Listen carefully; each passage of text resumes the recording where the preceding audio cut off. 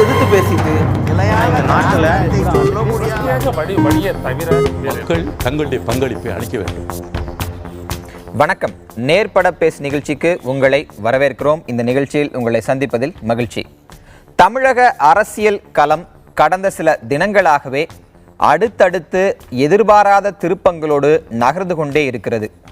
சரியாக சொல்லப்போனால் கடந்த 24 மணி நேரம் என்பது தமிழக அரசியல் வரலாற்றில் ஒவ்வொரு நொடியும் ஒவ்வொரு நிமிடமும் மிகவும் முக்கியம் வாய்ந்ததாக வரலாற்றில் குறிக்கப்பட வேண்டிய ஒன்றாக மாறியிருக்கிறது. இதன் சரி தவறுகள் என்கிற விவாதங்கள் ஒருபுறம் நடந்திருந்தாலும் 4.5 ஆண்டு காலம் இருக்கக்கூடிய ஒரு ஆட்சி அடுத்து என்ன ஆகப் போகிறது, அந்த ஆட்சியின் முதலமைச்சராக இருந்து ராஜினாமா செய்து முதலமைச்சராக பொறுப்பு வகித்து வரக்கூடிய திரு பன்னீர்செல்வம் தனது ராஜினாமாவிற்கு அதிமுக தலைமையின் நிர்பந்தமே காரணம் என்கிற பகிரங்க குற்றச்சாட்டை முன்வைத்திருக்கக்கூடிய ஒரு சூழ்நிலையில் அதிமுக சட்டமன்ற உறுப்பினர்கள் அந்த கட்சியின் பொதுச் செயலாளர் திருமிகு சசிகலாவை சட்டமன்ற கட்சித் தலைவராக தேர்ந்தெடுத்து ஆளுநர் அவர்களை ஆட்சியை அழைக்க வேண்டும் என்று காத்திருக்கக்கூடிய ஒரு சூழ்நிலை மறுபுறத்தில் இருக்கிறது.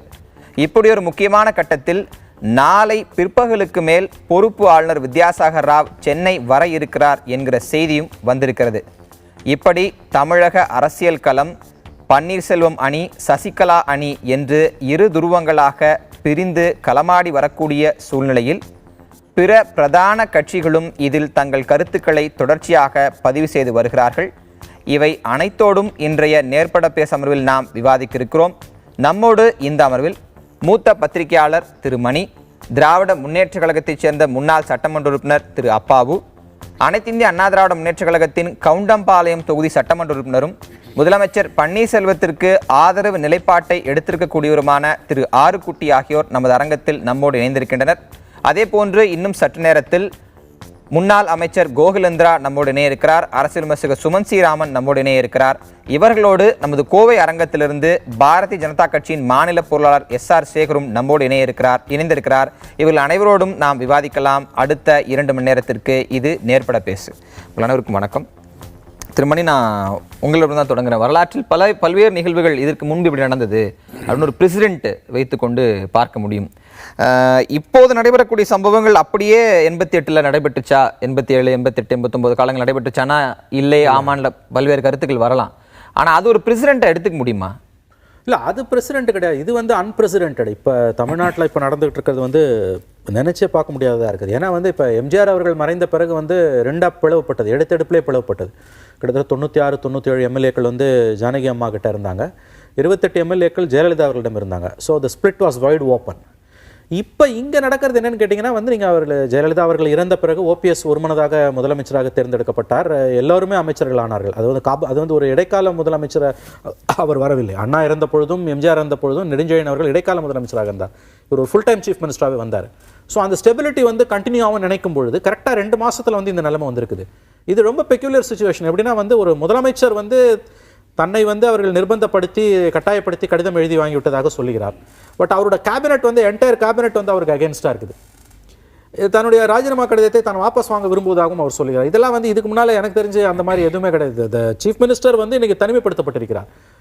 என்டையர் கேபினெட் சசிகலா பக்கம் இருக்குது. 5 எம்எல்ஏக்கள் இருக்கிறார்கள் என்று சொல்லுகிறார்கள். இந்த எண்ணிக்கை வரும் நாட்களில் கூடலாம்.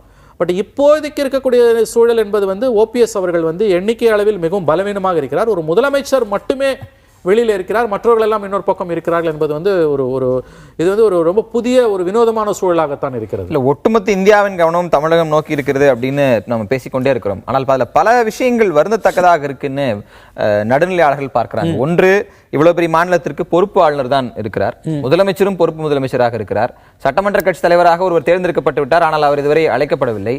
இவர்கள் இருதரப்பும் சொல்கிறார்கள் ஒரு கான்ஸ்டிடியூஷனல் போஸ்டிங்காக இருக்கக்கூடிய முதலமைச்சர் போஸ்டிங்கில் இருந்த ஒருவர் நிர்பந்திக்கப்பட்டிருக்கார், அவரே பகிரங்கமாக குற்றம் சுமத்துகிறார். ஓவராலாக தமிழகத்தினுடைய இந்த இமேஜ் என்பது இந்த 48 மணி நேரங்கள், இன்னும் சொல்ல கடந்த 24 மணி நேரங்களில் என்னவாக மாறி இருக்குன்னு மதிப்பிடுறீங்க? மிகவும் மோசமான ஒரு இமேஜ் தான் வந்திருக்கு. நீங்கள் சொன்னது உண்மை. No governor, no chief minister, no administration. நான் இது குறித்து ஒரு ஓய்வு பெற்ற IAS அதிகாரிகிட்ட பேசும்போது அவர் சொல்லுகிறார், மார்க்ஸ் கண்ட கனவு வந்து மத்திய அரசு வந்து தமிழ்நாட்டில் நிறைவேற்றி விட்டது. எப்படின்னா வந்து விதரிங் அவே ஆஃப் த ஸ்டேட்னுவாங்க, அரசு என்ற ஒன்று இல்லாமலே செய்ய வேண்டும், ஒரு துளி ரத்தம் சிந்தாமல் அந்த புரட்சியை இங்கே நடத்தி காட்டியிருக்கிறார்கள் அப்படின்னு.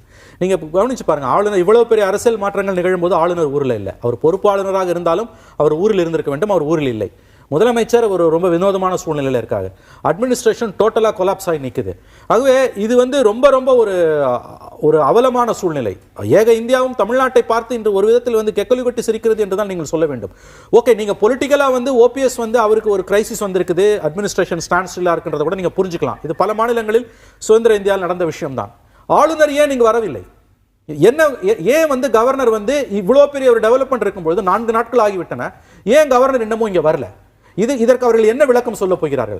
சொத்து குவிப்பு வழக்கின் தீர்ப்பு வந்த பிறகுதான் திருமதி சசிகலா அவர்களை வந்து நான் வந்து முதலமைச்சராக பதவியேற்பு அழைப்பேன் என்று அவர் சொல்லுகிறார் என்றால் அதை வெளிப்படையாக அவர்கள் சொல்ல வேண்டும். இப்படி மூடுமந்திரமாக இருக்க வேண்டிய அவசியம் இல்லை. அதாவது வந்து ஆங்கிலத்தில் சொல்வதென்றால் there is a deafening silence on the part of the governor. அதாவது செவிப்பறை கிழியக்கூடிய அளவுக்கான ஒரு அமைதி வந்து அங்கே நிலவுது. இது ஏற்றுக்கொள்ள முடியாதது. ஏன் ஆளுநர் இப்படி நடந்து கொள்கிறார்? இதை எப்படி நீங்கள் நியாயப்படுத்துவீர்கள்? ஒரு முதலமைச்சர் சொல்லுகிறார், என்னை கட்டாயப்படுத்தி கடிதம் வாங்கி விட்டார்கள் என்று, நான் அந்த கடிதத்தை மக்கள் விரும்பினால் திரும்ப வாபஸ் பெற்றுக்கொள்கிறேன் என்று அவர் சொல்கிறார். மற்றொரு பக்கம் அவருடைய என்டையர் கேபினெட் வந்து சசிகலா பக்கம் இருக்குது. இந்த கிரைசிஸ்ல இது கிட்டத்தட்ட ஒரு கான்ஸ்டிடியூஷனல் கிரைசிஸ் நோக்கி போயிட்டு இருக்குது. இது வரைக்கும் போல. இந்த நிலைமையில் ராஜ்பவன்ல இருந்து எந்த அறிக்கையும் வரல, ஆளுநர் எந்த அறிக்கையும் கொடுக்கல, அவர் வாய்மூடி மௌனியாக இருக்கிறார். இதை நாம் எப்படி நியாயப்படுத்த முடியும்? நம்ம தொடர்ந்து பேசலாம். திரு அப்பாவு, இதற்கு முன்பு இருந்ததை ஒப்பிடும்போது இந்த முறை ஒரு பிரதான எதிர்க்கட்சிங்கிற ஒரு மெஜாரிட்டி நம்பரோடு திராவிட முன்னேற்ற கழகம் சட்டசபையில் பங்கேற்றிருக்கிறது. அப்படி ஒரு சூழ்நிலையில் ஆளும் தரப்பில் ஒரு அசாதாரண சூழ்நிலை உருவாகி இருக்கிறது. இது குறித்து தொடர்ச்சியாக உங்கள் செயல் தலைவர் பல்வேறு கருத்துக்களையும் அறிக்கைகளையும் முன்வைத்து பேசிக் கொண்டிருக்கிறார். அவர் மீது அதிமுக பொதுச்செயலர் சசிகலா வைத்த குற்றச்சாட்டுகளுக்கும் அவர் பதில் சொல்லி வருகிறார். ஆனால் இவற்றையெல்லாம் தாண்டி ஒரு பிரதான எதிர்க்கட்சி, கிட்டத்தட்ட மக்களினுடைய ஆளுங்கட்சிக்கு அடுத்தபடியாக பிரதான நம்பிக்கையை பெற்றிருக்கக்கூடிய கட்சி, ஒரு சில இடங்களில் தான் நீங்கள் ஆட்சியை அமைக்கக்கூடிய வாய்ப்பை இழந்திருக்கிறீர்கள். உங்களுடைய இந்த 24 மணி நேர பணி என்பது போதுமானது அப்படின்னு நினைக்கிறீங்களா? இன்னும் என்னவெல்லாம் பிரதான எதிர்க்கட்சியாக திராவிட முன்னேற்ற கழகத்தால் செய்ய முடியுங்கிற வாய்ப்பை செய்யாமல் இருக்கிறதா திராவிட முன்னேற்ற கழகம்? அதாவது தமிழ்நாட்டில் அசாதாரண சூழ்நிலை அப்படின்ட்டு சொல்லி ரஜினிகாந்த் சொன்னாங்க. அதுக்கப்புறம் நம்முடைய தளபதி எதிர்க்கட்சி தலைவர் தொடர்ந்து சொல்கிறாங்க. இப்போ நாங்கள் என்னென்ன வேலைகள்லாம் செய்யணும் அப்படின்ட்டு நீங்கள் சொல்கிறீங்க அப்படின்னு சொன்னால், ஒரு எதிர்க்கட்சி தலைவர் நாகரிகமான முறையில் என்னென்ன செய்ய முடியுமோ அதை செய்துட்டு இருக்காங்க. இதில் வந்து அந்த உள்கட்சி பிரச்சனை அப்படிங்கிறதுனால நாங்கள் கொஞ்சம் தள்ளியே உட்காந்து பார்த்துட்டு இருக்கோம். அப்படி இருக்கும்போதே இன்றைய அதிமுக கழக பொதுச் செயலாளர் அவர்கள் மிகப்பெரிய குற்றச்சாட்டை பின்புலத்தில் நாங்கள் இருக்கோம், அது அப்படி இல்லைன்னா திமுகவினுடைய இதில் சதி இருக்கிறதுனால தான் அவங்கள உடனடியாட்டு பதவி பிரமாணம் வைக்க முடியல, கவர்னர் வரல, இப்படியெல்லாம் பல குற்றச்சாட்டுகளுக்கும் பின்புலத்தில் நாங்கள் இருக்கிறதாட்டும் சொல்கிறாங்க, பிஜேபி இருக்கிறதாட்டும் பல பேர் சொல்கிறாங்க. அதே பண்ருட்டி ராமச்சந்திரன் அவர்கள் மூத்த அரசியல்வாதி, அவர் 2 நாளைக்கு முன்னால் விட்ட ஸ்டேட்மெண்ட்டில் பிஜேபி இருக்குன்னு நாங்கள் நினைக்கல, அவங்களுக்கு எதுக்கும் சம்மந்தம் இல்லை அப்படின்னு சொல்கிறாங்க. ஒரு பொறுப்பு ஆளுநர் அப்படின்னு சொன்னாலும் இருக்க சூழ்நிலையை அறிஞ்சு நீங்கள் தெளிவாக தெரிஞ்சுக்கணும். ஒரு கவர்னர், அவருக்கு என்ன அதிகாரம் இருக்குது, அவருடைய நடவடிக்கை என்ன?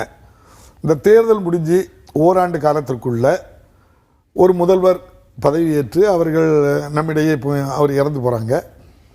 மருத்துவமனையில் இருக்கும்போது 2 முறை மருத்துவமனைக்கு போகிறாரு. மருத்துவமனையில் சிகிச்சை பெற்று வரவங்கள பார்க்கல, காட்டலை. ஒருபோதும் நான் பார்த்தேன்னு சொல்லலை. இருந்தாலும் 75 நாளாக அந்த முதல்வர்கிட்ட இருக்கக்கூடிய பொறுப்பை முதல்வர்கிட்ட அனுமதி பெறாமலே சீஃப் செக்ரட்டரியையும் இப்போது இருக்கிற முதல்வர் அவர்களையும் அழைத்து பேசி, நீங்கள் இந்த பொறுப்பெல்லாம் நீங்களே நடத்துங்க அப்படின்னு சொல்லி இந்த அரசுக்கு கோஆப்ரேட் பண்ணவர் தான் அவர், இல்லைன்னு நம்ம சொல்ல முடியாது. டிசம்பர் 5 இறந்து போகிறாரு, அந்த அம்மா இறந்து போகுது. கூப்பிட்டு இரவோடு இரவாட்டு நம்முடைய மணிசார் சொன்ன மாதிரி ஒரு முதல்வர் தவறி போனால் எல்லாருமே தற்காலிகமாக தான் ஒரு முதல்வரை தேர்ந்தெடுப்பாங்க. ஆனால் இதே எம்எல்ஏக்கள் அவ்வளோ பேர் அங்கே உட்கார்ந்து எங்களுக்கு நிரந்தரமாக இந்த முதல்வர் தான் வேணும் அப்படின்னு சொல்லி இந்த முதல்வரை தேர்ந்தெடுக்காங்க. இந்த 60 நாளைக்குள்ள இப்போ ஒரு மாற்றம் ஏற்பட்டிருக்கு. என்ன மாற்றம் ஏற்பட்டிருக்குன்னா, 60 நாளைக்கு முன்னால் இவர் தான் எங்களுக்கு நிரந்தர முதல்வராக வேணும்னு சொல்லி அவ்வளோ எம்எல்ஏயும் ஒன்று போல போய் கையெழுத்து போட்டு கொடுத்து அவர் முன்னிலையில் சொன்ன அதே ஆட்கள் இப்போ அவர் முதல்வராக இருக்கும்போதே அவருடைய அமைச்சரவையில் இருக்கக்கூடிய ராஜு, உதயகுமார், காமராஜ், அதே போல் இன்னொரு நம்ம விஜயபாஸ்கர் இவங்கெல்லாம் டிரான்ஸ்போர்ட் விஜயபாஸ்கர் 2 விஜயபாஸ்கர் இருக்கனால டிரான்ஸ்போர்ட் இவங்கெல்லாம் சசிகலா தான் முதல்வர் ஆகணும் அப்படின்ட்டு சொல்லி பேசுகிறாங்க. அப்போது ஒரு கேலி கூத்து, ஒரு அசாதாரண சூழ்நிலைங்கிறதுல எந்த மாற்றமும் இதில் கிடையாது. இப்போ கவர்னர்கிட்ட மனு ஒரு தபால் பையி ஓபிஎஸ் அவர்கள் இப்போ இன்றைய முதல்வர் அவர்கள் சொந்த காரணத்துக்காக நான் பதவியை ராஜினாமா செய்கிறேன்னு கொடுத்ததாக பத்திரிகையில் செய்தி. அதை அவங்க அக்செப்ட் பண்ணிட்டாங்க அப்படின்னு சொல்லி ஒரு பத்திரிகைகளில் உள்ள செய்திகள். இல்ல பத்திரிகை செய்தி இல்ல, அறிக்கையே வெளியிட்டிருக்காங்க. அறிக்கையாட்டே ஆளுநர்கிட்ட அறிக்கையே வந்திருக்கு. அறிக்கையே நம்ம பத்திரிகையில் பார்த்துருக்கோம், அவ்வளோதான். இல்ல ஆனா பத்திரிகையாளர் நாங்க நேர்லயே பார்த்திருக்கோம். இல்ல ஒரு அப்படின்னு statement. ஐயாவுக்கு தெரியாது, உங்களுக்கு தெரியாது ஒண்ணும் இல்ல. ஒரு தபாலை பார்த்து அவர் முடிவு எடுத்திருக்கவே கூடாது. அவரு இது சாதாரண இல்ல, ரூலிங் ஒரு ஆளுங்கட்சியா இருக்கிறாரு. 60 நாளைக்கு முன்னால 130 பேர் போய் 134 பேரும் போய் இவங்களை வந்து எங்களுடைய நிரந்தர முதல்வர்னு ஆக்கியிருக்காங்க. அவருடைய தபால் யாரோ ஒரு ஆள் கொண்டு கொடுக்குறாங்க. அவரை பார்க்க அதுக்கப்புறம் தான் பழி சொல்லியிருக்கணும். குரானா கவர்னராக இருக்கும்போது 84 புருக்லின் ஆஸ்பத்திரியில் எம்ஜிஆர் அவர்கள் இருந்தாங்க. அங்கேருந்தே நாமினேட் பண்ணி ஜெயிச்சாங்க. அமைச்சரவை பதிவு பண்ணக்கு வீடியோலாம் எடுத்து கொடுத்தாங்க. இங்கே யாரும் அக்செப்ட் பண்ண முடியிட்டாங்க. அதை அப்போது இருந்த கவர்னர் அதை முடியாதுன்னு சொல்லிட்டாரு. எவ்வளவோ முயற்சி பண்ணாங்க, முடியலை. திரும்ப நேரில் எம்ஜிஆர் அவர்கள் வந்ததுக்கப்புறம் எம்ஜிஆருக்கே அப்போது கடுமையாக கோபமாக இருந்து கவர்னர் பேரில் நான் மட்டும்தான் பதவி ஏற்பேன்னாரு. அப்படியெல்லாம் நீங்கள் மட்டும் பண்ண முடியாது சார், கவுன்சில் அப்படின்னு தான் இருக்குது, நீங்கள் அமைச்சரவை சேர்ந்து தான் முடிவு எடுக்கணும் பதவி பிரமாணம்னாரு. அதுக்கப்புறம் தான் எம்ஜிஆர் அவர்களும் நெடுஞ்செழியன் அவர்களும் இதே இப்போ இருக்கக்கூடிய நம்ம பண்ருட்டியார்லாம் சேர்ந்து அங்கே பதவி பிரமாணம் எடுத்தாங்க. ஆக ஒரு கவர்னருக்கு இப்படி ஒரு நிலை ஏற்பட்டிருக்கு. இப்படி தான் அந்த தபாலை வச்சு அவர் முடிவெடுத்ததே தவறு. என்ன அவரை கூடாம பண்ணியிருக்கவே கூடாது. இதுக்கு மேலே ஒரு கவர்னருக்கு என்னெல்லாம் இருக்குன்னு நீங்கள் பார்க்கணும். இல்ல அந்த விஷயங்களுக்குள்ள போறதுக்கு முன்னாடி நான் என்னோட கேள்விக்கு நான் மறுபடியும் நேரடியாக வந்துடுறேன். நான் ஏற்கனவே தொடக்கத்தில் சொன்ன மாதிரி தமிழகத்தின் நிலைமை இன்னைக்கு என்னன்னா, ஆளுநர் என்று ஒருவர் இருக்கிறார், ஆனால் அவர் பொறுப்பு ஆளுநர். மிகப்பெரிய மாநிலம், அதற்கு ஒரு பொறுப்பு ஆளுநர் இருக்கிறார். முதலமைச்சராக இருந்தவர் ராஜினாமா கடிதத்தை கொடுக்கிறார். அந்த ராஜினாமா கடிதத்தை நீங்க சொன்ன மாதிரி நேரில் பார்க்காம ஏற்றுக்கொண்டு நீங்க அடுத்த அரசு வரும் வரை உங்க அமைச்சரவை நீங்களும் தொடருங்க அப்படின்னு சொல்ல அவர் ஒரு பொறுப்பு முதலமைச்சராக மாறுகிறார். ஆளும் கட்சி மற்றொருவரை சட்டமன்ற கட்சி தலைவராக தேர்ந்தெடுத்து ஆட்சி அமைக்க கூறாங்க. அவங்களையும் கூப்பிடாம ஒரு சூழல் இருந்து கொண்டே இருக்கிறது. ஒட்டுமொத்த ஸ்டேட் மிஷினரியும் செயலிழந்து இருக்கும்போது உங்கள் மீது சசிகலா, உங்கள் செயல் தலைவர் மீது அதிமுக போச்சல சசிகலா வைத்த குற்றச்சாட்டுக்கு பதில் தருவது என்பது உங்க அரசியல் ரீதியான கடமை. அந்த விவாதத்துக்குள்ள நான் போகவே இல்லை. அதை தாண்டி இந்த விவகாரத்தை எப்படி கையாண்டிருக்க வேண்டும், திராவிட முன்னேற்றம் எப்படி கையாண்டிருக்க வேண்டும் எதிர்பார்ப்பு மக்கள் மத்தியில் இருக்கிறது. அந்த எதிர்பார்ப்பை பூர்த்தி செய்யக்கூடிய நடவடிக்கைகள் செய்து வருகிறீர்களா? நீங்க நாகரிகமான முறையில் ஒரு அரசியல் பண்ணணும் அப்படின்னு சொன்னா அவங்க எங்க உள்கட்சி பிரகாரம் பிரச்சனை, நாங்க யாரை வேணாலும் முதலமைச்சர் உள்கட்சி பிரச்சனை இல்லையே, யாரை வேணாலும் முதலமைச்சர் ஆக்குவோம் அப்படின்னு சொல்றாங்க. ஒரு முதலமைச்சர் என்னை மிரட்டுறாங்க அப்படின்னு சொல்றாங்க. அப்போ அதுக்கு பதில் இன்னைக்கு தளபதி உடனே இதுக்கு நடவடிக்கை எடுக்கணும், இதுக்கு விசாரணை வைக்கணும் அப்படின்னு சொல்கிறாங்க. நீங்கள் கவர்னர் ஒன்றும் பண்ணலை அப்படின்னு சொல்லிங்க. கவர்னர் டெல்லியில் போய் மத்திய அரசினுடைய அட்டர்னி ஜெனரல் ரோஹித்தை பார்த்து டிஸ்கஸ் பண்ணுதாரு, இதில் சட்ட சிக்கல் இருக்கா என்ன அப்படின்னு சொல்றாரு. நீங்க அதைத்தான் திரு மணி அவர்கள் சொன்ன மாதிரி அப்படி கவர்னர் என்னென்ன செஞ்சிருக்கான்ற அபிஷியல் ரிலீசஸ், அதிகாரப்பூர்வமான அறிவிப்புகள் எதுவுமே இதுவரை கவர்னர் அலுவலகத்திலிருந்து வரவே இல்லையே. நான் வந்து வழக்கின் தீர்ப்பு செவ்வாய்க்கிழமை வர இருக்கிற காரணத்தினால் அதை பற்றி சட்ட ஆலோசனை கேட்டிருக்கிறேன், அதனால நான் செவ்வாய்க்கிழமை சொல்ல போறேன். கவர்னர் சென்னை வருகிறாரா அப்படிங்கிற தகவல் கூட இதுவரை செய்தி நிறுவனங்கள் தான் உறுதிப்படுத்தியிருக்கே ஒழிய ஆளுநர் மாளிகை உறுதிப்படுத்தவே இல்லை. அப்படி ஒரு சூழ்நிலை தான் நம்ம பேசியிருக்கோம். இன்னொரு செய்தி நீங்க கேட்டுடுங்க. இவர் ரிசைன் லெட்டரை நான் அக்செப்ட் பண்ணிட்டேன் அப்படின்னு சொல்லிட்டு காப்பந்து அரசாட்டு அடுத்த முதல்வர் பொறுப்பேற்கும் வரை நீங்க இருங்கன்னு சொல்லியிருக்காங்க. நீங்க என்ன ஒன்று செய்திடுங்க, இவங்க பதவி பிரமாணத்துக்கு இவங்க 134 பேர் சேர்ந்து இவங்க தான் எங்களுக்கு முதல்வர் ஆகணும்னு சொல்றாங்க. இது ஏற்புடையதுன்னு எல்லாரும் சொல்றாங்க. சுப்பிரமணிய சாமி அவர்களுக்கு கூட உடனே கூப்பிட்டு அவங்களுக்கு பதவி பிரமாணம் வைக்கணும், பண்ணி கொடுக்கணும் அப்படின்னு சொல்றாங்க. நான் இதில் தான் ஒரு கேள்வி கேட்குறேன், எப்படி பதவி பிரமாணம் உடனடியாட்டு பண்ண முடியும்? இதில் சட்ட சிக்கல் இல்லைன்னு எப்படி சொல்ல முடியும்? ஒருவர் சட்டமன்ற உறுப்பினராகவோ நாடாளுமன்ற உறுப்பினராகவோ தேர்தலில் போட்டியிட வேண்டும் என்று சொன்னால் அவர் மீது இருக்கக்கூடிய அத்தனை குற்ற வழக்குகளையும் அதில் பதிவு பண்ணணும். இதுவரை அவங்களுக்கு பதிவு பண்ணியிருக்கா? என்னென்ன வழக்கு இருக்கு, என்னென்ன பிரச்சனைன்னு யாருக்கும் தெரியுமா? இப்போ முதல் இதுவரை எந்த அரசியல் கட்சியிலும் அவங்க உறுப்பினராக இருந்திருக்கலாம், எந்த பொது தேர்தலையும் இதுவரை போட்டியிடலை. அதில் குற்ற பின்னணி என்ன இருக்குன்னு தெரியணும், அதை விசாரிக்கணும். நேற்று வரை இப்படி நடந்த சம்பவம் இன்னைக்கு மாத்தி இவங்கள 60 நாளைக்கு முன்னால ஓபிஎஸ் தான் இதெல்லாம் நிரந்தர விசாரிச்சிருக்கணும்னு சொல்ல வரீங்க. இல்ல ஓபிஎஸ் தான் நேத்து பிரதமர் 60 நாளைக்கு முன்னால இன்னைக்கு மாற்றம் அப்படின்னு சொன்னா நேற்று ஓபிஎஸ் அவர்கள் போய் நம்ம ஜெயலலிதா அம்மா சமாதி முன்னால இருந்து கண்ணீர் வடிச்சு பிரஸ் போன உடனே எல்லாம் சொல்றாரு, என்னை கூப்பிட்டு வச்சு 2 மணி நேரம் என்னை மிரட்டினாங்க. அதை பற்றி நம்ம பேசுவோம். இல்ல அதை பற்றி பேசுற அவரோட ஆதரவாளர் இருக்காரு. நீங்க திராவிட முன்னேற்ற கழகத்துல அந்த விஷயங்களை சொல்லணும்னு அவசியம் இல்லைன்னு நினைக்கிறேன். இந்த ஒண்ணே நீங்க முக்கியமானது எழுதணும். அவர் என்னை மிரட்டுறாங்க அப்படின்னு சொன்னா அப்ப கவர்னர் என்ன நினைப்பார்னா, ஒரு அசாதாரண சூழ்நிலை மினிஸ்டரே மிரட்டுறாங்க, சீஃப் மினிஸ்டரே மிரட்டுறாங்கன்னா அப்போ மற்றவங்க எல்லாம் அங்க எப்படி இருப்பாங்க? அப்ப எல்லா எம்எல்ஏக்களையும் தனித்தனியாக விசாரிக்கக்கூடிய ரைட் அவருக்கு இருக்கு. அதைத்தான் நான் தொடர்ச்சியாக பேச வருவோம். மணி அவர்களும் சொன்னாங்க, அப்படி முதலமைச்சராக இருக்கக்கூடிய திரு பன்னீர்செல்வம் சொல்லி 24 மணி நேரத்தை கடந்து விட்டது. இதுவரை ஆளுநர் தமிழகம் வரவில்லை, நாளை மதியம் வர இருப்பதாக செய்தி நிறுவனங்கள் செய்தியை உதவி மாநில அரசும் பதில் சொல்லணும் அப்படின்னு சொல்லிதான் தளபதி சரி மாநில முதல்வரை மிரட்டியவர்கள் மீது நடவடிக்கை விசாரணை வேண்டும் சொல்லியிருக்காங்க. திரு ஆறுக்குட்டி, 4.5 ஆண்டு காலம் இருக்கக்கூடிய ஒரு ஸ்திரமான அரசு, ஸ்திரமான அரசுன்னு மட்டும் சொல்லிட முடியாது. அதிமுகவுக்கு என்று 50 நாடாளுமன்ற உறுப்பினர்கள் பலம் இருக்கிறது, மிகப்பெரிய எதிர்க்கட்சி அந்தஸ்து, துணை சபாநாயகர் அதிமுகவை சேர்ந்தவர், இப்படி எல்லாம் இருக்கக்கூடிய ஒரு சூழ்நிலையில தொடர்ச்சியாக முதலமைச்சர் பன்னீர்செல்வம் என்னால் பிளவு ஏற்படாது அப்படின்னு சொல்லிக்கொண்டே இருக்கிறார். ஆனா வரக்கூடிய செய்திகள் அப்படி இல்லை. கிடைத்த ஒரு மிகப்பெரிய வாய்ப்பை, அரசாட்சி நல்லரசை தரக்கூடிய ஒரு வாய்ப்பை திரு பன்னீர்செல்வம் அவர்களுடைய இந்த ராஜினாமாவும் அந்த செய்தியாளர் சந்திப்பும் கெடுத்திருக்கிறது அப்படின்னு ஏன் சொல்லக்கூடாது? மறைந்தும் மறையாமல் வாழ்ந்து கொண்டிருக்கின்ற எங்களுடைய இதயம் புரட்சித்தலை அம்மாவினுடைய பணிவான வணக்கத்தை தெரிவித்து, கிட்டத்தட்ட அம்மா மறைவுக்கு பின்பு உடனடியாக ஓபிஎஸ் முதல்வராக பொறுப்பேற்க வேண்டும் என்ற அடிப்படையில் எங்களையெல்லாம் அழைத்து கவர்னர் மாளிகையில் அனைவரும் அழைத்து சென்று அங்கே முதலமைச்சர் பொறுப்பாக பொறுப்பேற்று அமைச்சர் மக்கள் பொறுப்பேற்று அரசு நடைபெற்று கொண்டிருக்கின்றது. அம்மாவுடைய அரசு சிறப்பாக நடைபெற்று கொண்டிருந்தது. சட்டமன்றத்தில் பல்வேறு பிரச்சனை பேசப்பட்டது, பல்வேறு நிகழ்ச்சி நடைபெற்று கொண்டிருந்தது. பொதுச் செயலாளர் தேர்ந்தெடுக்க வேண்டிய அடிப்படையில் உடனடியாக சட்டமன்ற எல்லாத்தையும் வர சொல்லி பொதுச் செயலாளர் தேர்ந்தெடுக்க ஒரு கூட்டத்தை ஏற்பாடு செய்து அனைவருமே ஓபிஎஸ் உள்பட முதலமைச்சர் உள்பட அனைவரும் ஒன்றாக இணைந்து அந்த பொதுச்செயலாளர் தேர்ந்தெடுக்கிற நிகழ்ச்சி நடைபெற்றது. பொதுச்செயலாளர் தேர்ந்தெடுத்து எல்லாருமே தேர்ந்தெடுத்தோம். அதில் எனக்கு மாற்றுக்கிறது இல்லை.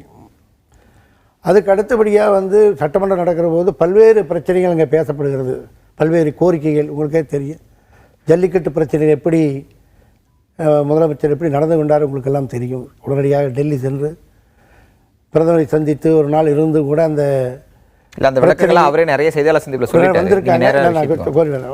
இங்கே திறம்பட செயல்பட்டிருக்கின்றார். ஜல்லிக்கட்டு நடத்துவதற்காக கூட அங்கே போய் ஏற்பாடு செய்ய வேண்டும் என்ற அடிப்படையில் அவரும் கூட நிறைய சென்றார், பார்த்தாரு.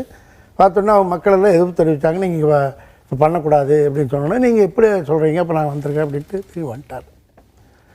அதுக்கு அடுத்தபடியாக இப்போ 2 நாளைக்கு முன்பாக ஒரு கூட்டத்தை ஏற்பாடு செய்கிறாங்க.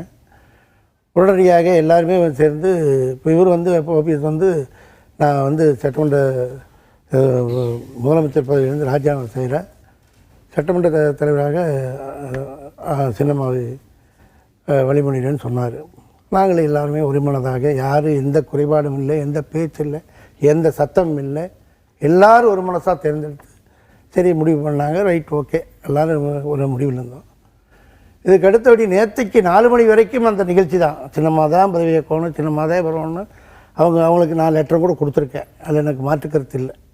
இந்த இயக்கம் இருக்க வேண்டும், அனைத்து இந்திய அண்ணா திராவிட முன்னேற்ற கழகம் இருக்க வேண்டும், இரட்டலை சின்னம் இருக்க வேண்டும், அனைத்து இந்திய அண்ணா திராவிட முன்னேற்ற கழகம் கொடி இருக்க வேண்டும், நாங்கள் இந்த வேட்டியை கட்டி நடக்க வேண்டும். இதுதான் என்னுடைய கோரிக்கை. அந்த அடிப்படையில் கிட்டத்தட்ட நேரத்துக்கு சாயங்காலம் 6 மணிக்கு அவர் ஒரு பேட்டி கொடுக்குறாரு. அங்கே அம்மாவனுடைய சமாதிக்கு சென்று ஒரு பேட்டி கொடுக்கின்ற பொழுது இரவு 9 மணிக்கு 9 மணிக்கு நானும் கிட்டத்தட்ட 1972 இயக்கத்தில் பல்வேறு சட்டமன்ற உறுப்பினர், ஒரு ஊராட்சி மன்ற தலைவர், புரட்சித்தலை அம்மாவனுடைய விசுவாசியாக, புரட்சித்தலை எம்ஜிஆருடைய விசுவாசியாக இன்றைக்கு வரைக்கும் அரசியல் பல்வேறு பணிகளை செய்திருக்கின்ற அடிப்படையில் இன்றைக்கு அவருடைய பேட்டி கேட்கும் போது எங்களுக்கெல்லாம் மனசுக்கு கஷ்டமாக இருந்தது. கஷ்டமாக இருக்கின்றது மட்டுமல்லாமல் கீழே இருக்கின்ற தொகுதி மக்களை சந்திக்கின்ற பொழுது அந்த தொகுதி மக்கள் சொல்லுகின்ற நிகழ்ச்சிகளெல்லாம் பல்வேறு நிகழ்ச்சிகள் ஏற்றுக்கொள்ளக்கூடாது, நீங்கள் வந்து பதவிக்காக அலைகிறீங்க அப்படின்னு ஒரு வார்த்தையெல்லாம் எங்களுக்கு வந்தது. அதில் எங்களுக்கு வந்து அதை சரி பண்ணிட்டு இருந்தோம். அங்கேயே நாங்கள் சிலதெல்லாம் சரி பண்ணிட்டு இருந்தோம். பரவாயில்ல, நம்ம வந்து நல்லா பண்ணுவாங்க அப்படிங்கிறதெல்லாம் நாங்கள் சொல்லிட்டு இருக்கோம். அதில் மாற்றுக்கிறது எனக்கு இல்லை. நேற்றுக்கு 6 மணிக்கு ஒரு 9 மணிக்கு ஒரு பேட்டி கொடுக்கும்போது 2 மணி நேரம் காக்க வச்சு நம்ம இப்படி பண்ணாங்க அப்படின்னு சொல்லும்போது எங்களுக்கெல்லாம் மனசுக்குள்ளே கஷ்டம். வேறு நான் எந்த எதிர்பார்ப்பும் இல்லாத ஆளே, நான் ஒருத்தர் இருந்தாலும் சரி நம்ம ஒரு முடிவு எடுத்தாக்கா அந்த முடிவில் இருப்போம் அப்படின்னு சொல்லிட்டு நேற்று சாயங்காலம் வந்து இவர் பேசணுன்னே நான் தெளிவான முடிவில் என்னுடைய ஊரில் எனக்கு கட்சிக்காரன் எனக்கு மக்களை சந்தித்து அவங்களை கூட பேசும்போது நீங்கள் எந்த முடிவு எடுத்தாலும் சரியான முடிவாக தான் இருக்குது. ஆனால் கீழே கிரவுண்டில் இருக்கிற மக்கள் சின்னம்மாவை ஏற்றுக்கொள்ளவில்லை. அந்த அடிப்படையில் நான் வந்து அதுக்காக வந்து அவங்க வரக்கூடாதுங்கிற எண்ணமெல்லாம் எனக்கு இல்லை. நேற்றுக்கு 4 மணி வரைக்கும் சசிகலா அவர்களை முதலமைச்சராக கீழே இருக்கக்கூடிய நீங்க சொல்ற அந்த கிரவுண்ட்ல இருக்கக்கூடிய மக்கள் ஏத்துக்கலையா, இல்ல அதிமுக பொதுச் செயலராக ஏத்துக்கலையா? இல்லைங்க, கீழே இருக்கிற மக்கள் பொதுச் செயலாளர் ஏற்றுக்க மாட்டேங்க, முதலமைச்சரும் ஏற்றுக்க மாட்டேங்கிறாங்க. உண்மை நிலை அதுதான். அப்படி ஒரு நிலைப்பாடு, அப்படி ஒரு கருத்து கிரவுண்ட்ல இருக்குன்னா நீங்க உங்க தலைமைக்கு ஏற்கனவே தெரிவிச்சிருக்கலாமே. அது ஒரு ஆரோக்கியமான கருத்தாக தெரிவிச்சிருக்கோம். ஒவ்வொரு நிகழ்ச்சியும் தெரிவிச்சிருக்கோம். ஒவ்வொரு நிகழ்ச்சியும் போய் சேர்ற அளவுக்கு நான் தெரிவிச்சிருக்கேன்.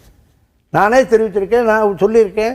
என்னோட லெட்டர் மூலிமா சின்ன முதலமைச்சராக வரணும், பொதுச்செயலாளர் வரணும்னு சொன்னேன். ஆனால் கொஞ்சம் காலம் கழித்து ஒரு எல்லாமே அனுசரித்து பண்ணி இன்றைக்கி ஒரு தவறான காரியம் இல்லை. ஓபிஎஸ் அண்ணன் வந்து அப்படி போய் இருந்தாலும் கூட ஒரு 4-5 பேர் போய் காம்ப்ரமைஸ் பண்ணி ஏதாவது பிரச்சனை சால்வ் பண்ணலாம் அப்படின்னு சொல்லி கூட ஒரு முடிவு எடுக்கலை. உடனடியாக கழக பொருளாளர் உடனே அவரை கட்சியில் பொறுப்பில் நீக்கி அமைச்சர் திண்டுக்கல் சீனிவாசன் அவர்களை போடுறாங்கன்னா நியாயம் எங்க இருக்குது? அப்ப உங்களை போன்று அதிருப்திகளை உள்ளுக்குள் வைத்திருந்தவர்களுடைய வடிகாலாக பன்னீர்செல்வத்தின் பேட்டி அமைஞ்சு விட்டது. அதிருப்தி இல்லை. நான் ஒரே நிமிஷம் இல்ல இப்போ பன்னீர்செல்வம் அவர்களை வந்து ஓபிஎஸ் அவர்களை பொருளாளர்லேருந்து எடுத்துட்டு திண்டுக்கல் சீனிவாசனை போட்டதை வந்து அப்படின்னு சொல்கிறார் இல்லையா ஆறுக்குட்டி. அவர் திண்டுக்கல் சீனிவாசன் பொருளாளராக இருந்தவர் 10 ஆண்டுகளுக்கு மேலாக பதவியே இல்லாமல் இருந்த தொடர்ச்சியாக நாடாளுமன்ற உறுப்பினராக இருந்தவர். 10 ஆண்டுகளுக்கு மேலாக கட்சி பதவியிலே மாவட்ட அவைத்தலைவராக இருந்தவர். அம்மாவுடைய விசுவாசியாக பதவி இருந்தாலும் இல்லை என்றாலும் அம்மாவின் விசுவாசியாக கட்சியின் விசுவாசியாக தொடர்ச்சியாக இருப்பேன் என்று எந்த சலசலப்போ சலனமோ எனக்கு இதை தாருங்கள் அதை தாருங்கள் என்று எந்த கோரிக்கை வைக்காமல் கட்சியிலே தொடர்ச்சியாக இருந்தார். யாரும் நேரடியாக புதுசாக முளைச்சி பொருளாளர், அவைத்தலைவர், அமைப்பு செயலாளர் இப்படி பல்வேறு பதவிகளுக்கு யாரும் வந்து உடனே நேரடியாக இறங்கி வந்துடுறதில்லை. கட்சியிலே அம்மா சிலருக்கு பதவிகள் கொடுக்கக்கூடிய நிலையிலே சில நேரங்களில் ஏதோ ஒரு காரணங்களுக்காக அந்த பதவிகள் எடுக்கப்படும். திருப்பி அம்மா அவர்களே அதைவிட மிக பெரிய பதவிகளை கொடுப்பார்கள். இப்படிப்பட்ட அந்த ஒரு சூழ்நிலையில் நேற்று அவர் நடந்து கொண்டது என்பது மிக மிக மிக மிக மிக துரோக செயல். அப்படி வந்து அவர் தியானம் பண்ணுறேன், நான் அங்கே உட்கார்றேன், இந்த மாதிரி உட்கார்றேன்னு சொல்லிட்டு பத்திரிகையாளர்களை அவர் நாடகம் எப்படி கண்ணை தொடக்கிறாரு, முழிக்கிறாரு, யதார்த்தமாக பத்திரிகைக்காரங்கள்லாம் அப்படியே சுற்றி வந்து நின்னதாக பார்க்குறாரு, நின்னதாக பார்த்ததுனால தான் நான் பதில் சொல்கிறேன்னு சொல்கிறாரு. இந்த மாதிரியெல்லாம் ஒரு நாடகத்தை நடிச்சிட்டு இந்த மாதிரி என்ன மக்கள் கருத்துக்களை கேட்க வேண்டும் அப்படியெல்லாம் சொல்கிறார். நான் குறிப்பாக சகோதரர் ஆறுக்குட்டி அவர்களுக்கு கேட்கின்றேன். 26ஆம் தேதி ஜனவரி 26ஆம் தேதி கொடியேற்ற போனார் இல்லையா, அன்னைக்கு போய் தாய் நீங்கள் போனதுனால இந்த வாய்ப்பு கிடச்சிருச்சு, என்னோட மனசே தாங்கலை, நீங்கள் இருந்திருந்தால் எப்படி நாங்கள்லாம் அந்த அழகை பார்த்துருப்போமே நினச்சி ஒரு அங்கே போய் ஆசீர்வாதம் வாங்கிட்டு வந்தாரா? கிருஷ்ணா நதி நீர் வாங்க போகிறேன்னு ஆந்திராவுக்கு போனாரே, நாங்கள் தாயே நாங்கள் வெற்றி பெறணும் உங்களோட ஆசையோடு நான் போகிறேன்னு அவர் போயிட்டு வந்தாரா? ஜல்லிக்கட்டு பிரச்சனைக்காக நான் டெல்லி போகிறேன்னு போனாரே, தான் மட்டுமே அந்த பேரை வாங்கிக்கணும், நான் தான் அதை சாதிச்சேங்கணும். இன்றைக்கி சகோதரர் சொல்கிறாரு ஜல்லிக்கட்டில் மதுரை தென்பகுதி சார்ந்த ஒரு பகுதி, அங்கே உள்ள அமைச்சர்கள் இல்லையா, இதே திண்டுக்கல் சீனிவாசன் இல்லையா, ராஜு இல்லையா, உதயகுமார் இல்லையா, எல்லாரையும் அவர் அழைச்சிட்டு போயிருக்கலாம். 50 நாடாளுமன்ற உறுப்பினர்கள் காத்துக்கிட்டு இருக்காங்க, துணை சபாநாயகர் காத்துக்கிட்டு இருக்காங்க, ஒரு நாடாளுமன்ற 2 அவை தலைவர்கள், துணை சபாநாயகர் 2 பேரையும் கூப்பிட்டுட்டு இந்த மாதிரி எங்களுக்கு வந்து ஒரு பெரிய பிரச்சனையாக இருக்குது, தீர்த்து வைக்க வேண்டும் அப்படின்னு அம்மா மறைந்த பின்பு முதல்வராக வந்த உடனேயே எல்லாமே மாறிடுச்சு. அவருடைய பேட்டிகளை பார்த்தா, சட்டமன்ற உரைகளை பார்த்தா எல்லாம் இல்லை, நான் செய்தேன், நான் முடிவெடுத்தேன், நான் அறிக்கை விட்டேன், நான் சென்றேன், நான் தங்கியிருந்தேன். என்னைக்காவது புரட்சி தலைவி என்னுடைய அம்மா நினைவே அவர்கள் சரின்னா நான் தொடர்ச்சியாக ஒரு பத்திரிகையாளர் எல்லா அறிக்கைகளையும் பார்த்துட்டு வரேன். நேற்றைய செய்தியாளர் சந்திப்பில் தான் அவர் வந்து நான் டெல்லி சென்றேன்றாரு. அப்போதும் அம்மாவின் அரசு நடவடிக்கை எடுத்தது அப்படின்னு தான் அவர் சொல்றாரு. எந்த இடத்தில் அவர் வந்து நான் கிளைம் பண்ணாருன்னு சொல்றீங்க? டெல்லியில பேசும்போதே நான் தங்கி இருந்தேன். அதே மாதிரி இங்க சென்னை வந்து ஏர்போர்ட்ல வந்து இறங்கினோடனே நான் தங்கியிருந்து அனைத்து ஏற்பாடுகளையும் செய்துவிட்டு வந்தேன். புரட்சி தலைவி அம்மா அவர்களுடைய மறைவு என்பது ஒட்டுமொத்தமாக கட்சி ஒரு குறுக்கீட்டு கேள்விதான். அதிமுகவின் பொதுச் செயலாளரும் முதலமைச்சருமாக இருந்த ஜெயலலிதா அவர்களுடைய அறிக்கைகள், பேச்சுக்கள் நீங்க எதை எடுத்தாலும் நான் அப்படின்ற வார்த்தை தவிர்க்க முடியாத ஒன்று தானே. அப்போது அதெல்லாம் உங்களுக்கு எந்த விதமான தவறாக தெரியலையே. இல்ல, அங்க நபர்கள் பிரச்சனை இல்ல, யார் முதலமைச்சராக இருக்கிறார்களோ அவர் தான் செயல்படுத்தக்கூடிய பவர் அரசியல் சட்டம் தந்திருக்குது. அரசு நாங்கள் அனைவரும் அதெல்லாம் ஒரு குற்றமாக பார்க்கணும். இருக்க வேண்டியதான ஜல்லிக்கட்டுக்கு தென் பகுதியில் உள்ள மாவட்டங்கள்ல உள்ள அமைச்சர்களை இவர் அழைத்து சென்றிருக்க வேண்டும். இந்த மாதிரியான விஷயங்கள் எல்லாம் இவர் திரு முதலமைச்சராக இருக்கக்கூடிய திரு பன்னீர்செல்வம் செய்து வருகிறார் அப்படின்னு அவருடைய பத்திரிகையாளர் சந்திப்புக்கு பிறகு உங்களை போன்றவர்கள் வெளிப்படையாக பேச தொடங்கி இருக்கிறீர்கள். அப்ப இந்த விஷயம், இந்த பிரச்சனை என்பது அவர் பொறுப்பேற்ற நாளிலிருந்து அந்த 60 நாட்களும் உள்ளுக்குள்ளேயே புகிந்து கொண்டிருந்த ஒரு விஷயம் அப்படின்னு நாங்க புரிஞ்சுக்கிறதா?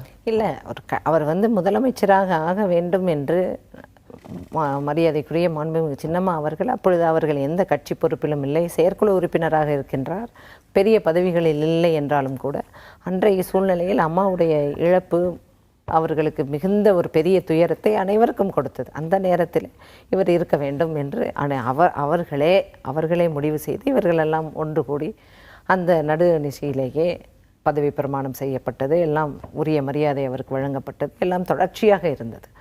ஆனால் அவருடைய ஒவ்வொரு நாளடைவிலும் பார்க்கும் பொழுது, நேற்றைய அவருடைய பத்திரிகையை பார்க்கும் பொழுது உள்ள அறிக்கையை முதல் தொடர்ச்சியாக பார்த்தால் ஒரு பணி என்பது ஆட்சி, புரட்சி தலைவர் காலத்திலிருந்து பொதுச் செயலாளர் பதவி, ஆட்சி என்பது ஒரே இடத்தில் இருந்தது. இந்த முறை சூழ்நிலை காரணமாக இது மாதிரியான ஒரு சூழ்நிலை இருக்கும் பொழுது, ஜல்லிக்கட்டு ஒரு பிரச்சனை, பெரிய பிரச்சனைகளாக இருக்கும் பொழுது அவர் அனைத்திந்திய அண்ணா திராவிட முன்னேற்றக் கழக ஆட்சி நடைபெறுகின்றது. அது சார்ந்த சட்டமன்ற உறுப்பினர்கள், பொதுச் செயலாளர் அனைவரும் சேர்ந்து இணைந்து எடுக்கக்கூடிய ஒரு முடிவிலே இவர் அங்கே வந்து அவர்களிடம் தெளிவுபடுத்தி இருக்க வேண்டும். மூத்த அமைச்சர்களை தன்னோடு வைத்திருக்க வேண்டும். டெல்லி செல்லும் பொழுதும் பத்திரிகையாளர்களை பார்க்கும் பொழுதும் நீங்கள் நன்றாக கவனித்தீர்கள். ஆனால் அம்மா எப்போவுமே ஒரு சாதாரணமாக டெய்லி ரெகுலராக அப்டேட் பண்ணி ஒவ்வொரு அவங்களோட அலுவல்கள்லையும் சீனியர் அமைச்சர்கள் இருப்பாங்க. அந்த மாதிரியான போக்கு மனப்பான்மையெல்லாம் அவருக்கு மாறிடுச்சு. எதுவுமே வானத்திலிருந்து முதலமைச்சராக குதிச்சிட முடியல. நீங்க முன்னாள் அமைச்சர், நாடாளுமன்ற உறுப்பினராகலாம் இருந்தவர், சீனியர் மினிஸ்டர்ஸை அவர் வந்து கோஆபரேட் பண்ணியிருக்கணும், அவரோட வச்சிருக்கணும் அப்படின்னு நீங்க ஒரு நியாயமான விஷயத்தை முன்வைக்கிறீங்க, நான் எடுத்துக்கிறேன். ஆனா என்னுடைய கேள்வி என்னன்னா, அவர் பொறுப்பேற்று சற்றேறக்குரிய ஒரு 15-16 நாட்கள் இருக்கும். அவருடைய கட்டுப்பாட்டின் கீழ் அவருடைய தேர்வாக இருக்கக்கூடிய கேபினெட் அமைச்சர்களே இவர் முதலமைச்சராக இருக்கிறார், ஆனால் சசிகலா அவர்கள் முதலமைச்சராக வர வேண்டும்னு சொல்லும் போது அவர் எப்படி உங்களோட கோஆபரேட் பண்ணி இருக்க முடியும்னு நினைக்கிறீங்க? அது அவருக்கு செய்யப்பட்ட அவமரியாதை கிடையாது? இல்ல, அவமரியாதை நம்ம நினைக்க கூடாது. நம்ம நினைக்கிறது இல்ல, அவர் நினைக்கணும்ல. நாங்க நினைக்க கூடாது, மற்றவங்க நினைக்க கூடாது. என்னன்னா அவரே நினைக்க கூடாது. என்னன்னா பொதுச் செயலாளராக செயற்குழு பொதுக்குழு கூடி மனமு வந்து எல்லோரும் சேர்ந்து முடிவு செய்யப்பட்டு அதோடைய நாங்கள் தேர்வு செய்து விட்டோம் என்பதை அந்த தெரிவிக்கக்கூடிய ஒரு ஆவணத்தோடு அவர் வந்து போயஸ் இல்லத்திற்கு, புரட்சி தலைவி அம்மா அவர்கள் இருக்கக்கூடிய தெய்வமாக இருக்கக்கூடிய அந்த இல்லத்திற்கு வருகின்றார். கொடுக்கும் பொழுது நாங்கள் எல்லாம் அருகில் இருக்கின்றோம். அந்த நேரத்திலேயே ஏன்னா இப்போ ஒவ்வொரு பேட்டியிலையும் எனக்கு முதல்ல இஷ்டமே இல்லை, என்னை கட்டாயப்படுத்தி தான் முதலமைச்சராக்குனாங்க, எனக்கு இஷ்டமே இல்லை, நான் மறுத்தேன், யோசித்து தான் நான் சொன்னேன் அப்படின்னு சொல்லக்கூடியவர் அம்மா நீங்களே முதலமைச்சராக வாங்க, சகோதரனாக அத்தனை சகோதர சகோதரிகளாக நாங்கள் உங்களோடு உடன் இருக்கின்றோம், உங்களோடு இருந்து அம்மா அவர்களுடைய வழியிலே ஆட்சி நடைபெற வேண்டும், இந்த இல்லம் போயஸ் தோட்ட இல்லம் தான் என்றைக்கும் ராஜ்யம் நடக்க வேண்டும், நீங்கள் வரணும்னு சொல்லி ஏன் அன்னைக்கே ஒரு பெருந்தன்மையோடு ஏன் அன்னைக்கு அவர் சொல்லல்? அன்னைக்கு யாருக்கும் அந்த எதிர்பார்ப்பு இல்லை. இருந்தாலும் கூட அவர்களே நினைக்கவில்லை உடனே முதலமைச்சராக வர வேண்டும் என்று. அன்றைக்கு நாங்களெல்லாம் சகோதரர் ஆறுக்குட்டி அவர்களே சாட்சிய அத்தனை மாவட்டங்களிலிருந்தும் நிர்வாகிகள் வந்து எல்லோரும் அவர்கள் கையை பிடித்து ஒவ்வொருவரும் நீங்கள் வர வேண்டும், இந்த மையம் அதிகார மையம் ஒரு இடத்தில் இருந்தால் கட்சி நிறைய அதிகமானோர் சோஷியல் மீடியா அங்கே இங்கே பல்வேறு பிரச்சனைகள் வருகின்றன, இதையெல்லாம் நீங்கள் வந்து தவிர்த்து நீங்கள் பொதுச் செயலாளராக வரணும்னு சொல்லி எல்லாரும் சொல்லும் பொழுது கூட ஒரு வார்த்தை கூட அவர்கள் பேசவில்லை, சரி என்று சொல்லவில்லை. அந்த மாதிரி உள்ள ஒரு சூழ்நிலையில ஏன் அவர் வந்து தாராளமா நீங்க வாங்கன்னு சொல்லக்கூடிய அந்த பெரும்போக்கும் பெருந்தன்மை ஏன் அவருக்கு வரல? நம்ம தொடர்ந்து பேசலாம். சுமன் ஸ்ரீராமன், அரசியல் கட்சிகளுக்குள்ள வரக்கூடிய பிளவுகள் மற்ற விஷயங்கள் விவாதிக்கப்பட வேண்டிய ஒன்றுதான். அதனுடைய மெரிட்ஸ் டிமெரிட்ஸ்குள்ள போறதுக்கு முன்னாடி ஒரு செய்தியாளனாக நான் பார்க்கறது overall image of the state, இந்த மாநிலத்தினுடைய நிலை என்ன அப்படிங்கிறது ஒரு முற்றிலும் சிறத்தன்மையற்ற நிலையாக அது போயிருக்கு. அதுக்கான காரணங்களுக்குள்ள நம்ம போகலாலும் ஒரு கழுகு பார்வையிலிருந்து தமிழகத்தை பார்க்கக்கூடிய ஒரு நபருக்கு, ஒரு வெளியிலிருந்து வரக்கூடிய நபருக்கு இன்றைக்கு என்ன மாதிரியான ஒரு பிக்சர் தமிழ்நாட்டை பற்றி கிடைக்கும்னு நினைக்கிறீங்க? இல்லை, அது வந்து இத்தகைய நிகழ்வுகள் பல மாநிலங்களில் ஒவ்வொரு காலகட்டத்தில் நடக்கிறது நம்ம பார்த்துருக்கோம். ஸோ இப்போ உதாரணத்துக்கு வந்து எம்எல்ஏக்களை வந்து பஸ்ஸில் வச்சு ஒரு ஹோட்டலுக்கு கூட்டு போய் தங்க வைக்கிறதோ இல்லை வெளி மாநிலத்துக்கு கூட்டு போகிறதோ கர்நாடகாவில் வந்து இது நடக்காத ஒரு 5 ஆண்டுகளுக்கு ஒரு முறை இது அடிக்கடி நடக்கக்கூடிய ஒரு விஷயம் நம்ம ராஜஸ்தானில் பார்த்துருக்கோம். பல மாநிலங்களில் இந்த யாத்திராவில் கூட்டுன்னு போகிறதுங்கிறது வந்து அது வந்து ஒரு ஜோக்கு மாதிரியே இருக்குது.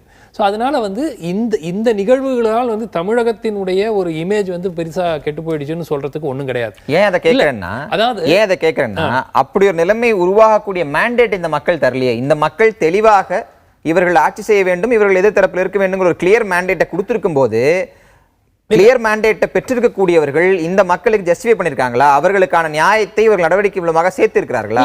இது நீங்க எப்படி இது அவமானம் இல்லைன்னு சொல்ல முடியும்? இல்ல அவமானம் இல்லை. அதாவது நேற்று மாலை வரைக்கும் இன்ஃபேக்ட் நான் இந்த திரு ஓபிஎஸ் அவர்கள் போய் அங்க உட்கார்ற நேரத்துல வந்து நம்ம ஒரு டிபேட்ல பேசிட்டு இருக்கோம். அப்போ ஆளுநர் இத்தகைய தாமதம் செய்வது நியாயம் அல்ல. ஏன்னா கோர்ட்ல என்னைக்கோ ஒரு நாள் ஜட்ஜ்மெண்ட் வரப்போகுது, ஒரு வாரம் கழிச்சு வந்தாலும் வரலைனாலும் அது வந்து இட்ஸ் ஹைப்போதெட்டிக்கல் சிச்சுவேஷன். அந்த அடிப்படையில் அவர் தாமதம் செய்யக்கூடாது என்று பேசிக்கொண்டிருந்தோம். அதனால வந்து திருமதி சசிகலா அவர்களை விரைவாக அவர்கள் வந்து முதலமைச்சர் பதவி பிரமாணம் செய்து வைக்க வேண்டும். நேற்று மாலை நம்ம பேசினதே அதுதான். ஆனால் இப்போ வந்து சிச்சுவேஷன் கம்ப்ளீட்டா மாறிடுச்சு. ஏன்னா ஒரு கடிதம் கொடுத்துருக்குறாங்க, அந்த கடிதத்தில் கையெழுத்திட்டு இருக்கிற சிலர் வந்து இப்போ அதை வந்து வித்ட்ரா பண்ற நிலையில இருக்கிறாங்க. ஸோ அதனால ஆளுநர் இப்போ என்ன செய்ய வேண்டும்னா, நேற்று மாலை வரை நிச்சயமாக அவர் ஏன் தாமதிச்சார் அப்படிங்கிறது பெரிய கேள்விக்குறி. ஏன்னா அதில் வந்து ஜஸ்டிஃபிகேஷன் என்ன கேட்டாக்க நேற்று ஈவினிங் வரைக்கும் அவர் வெயிட் பண்ண வேண்டிய அவசியமே கிடையாது. ஈவன் ஒரு ஸ்டேட்மெண்ட் கூட கொடுக்கல, அது வந்து தவறு. ஆனால் இப்போ வந்து it's a numbers game. So அவருடைய இப்போ நாளைக்கு மதியம் இங்கே வராரு அப்படிங்கிற செய்தி இருக்கு.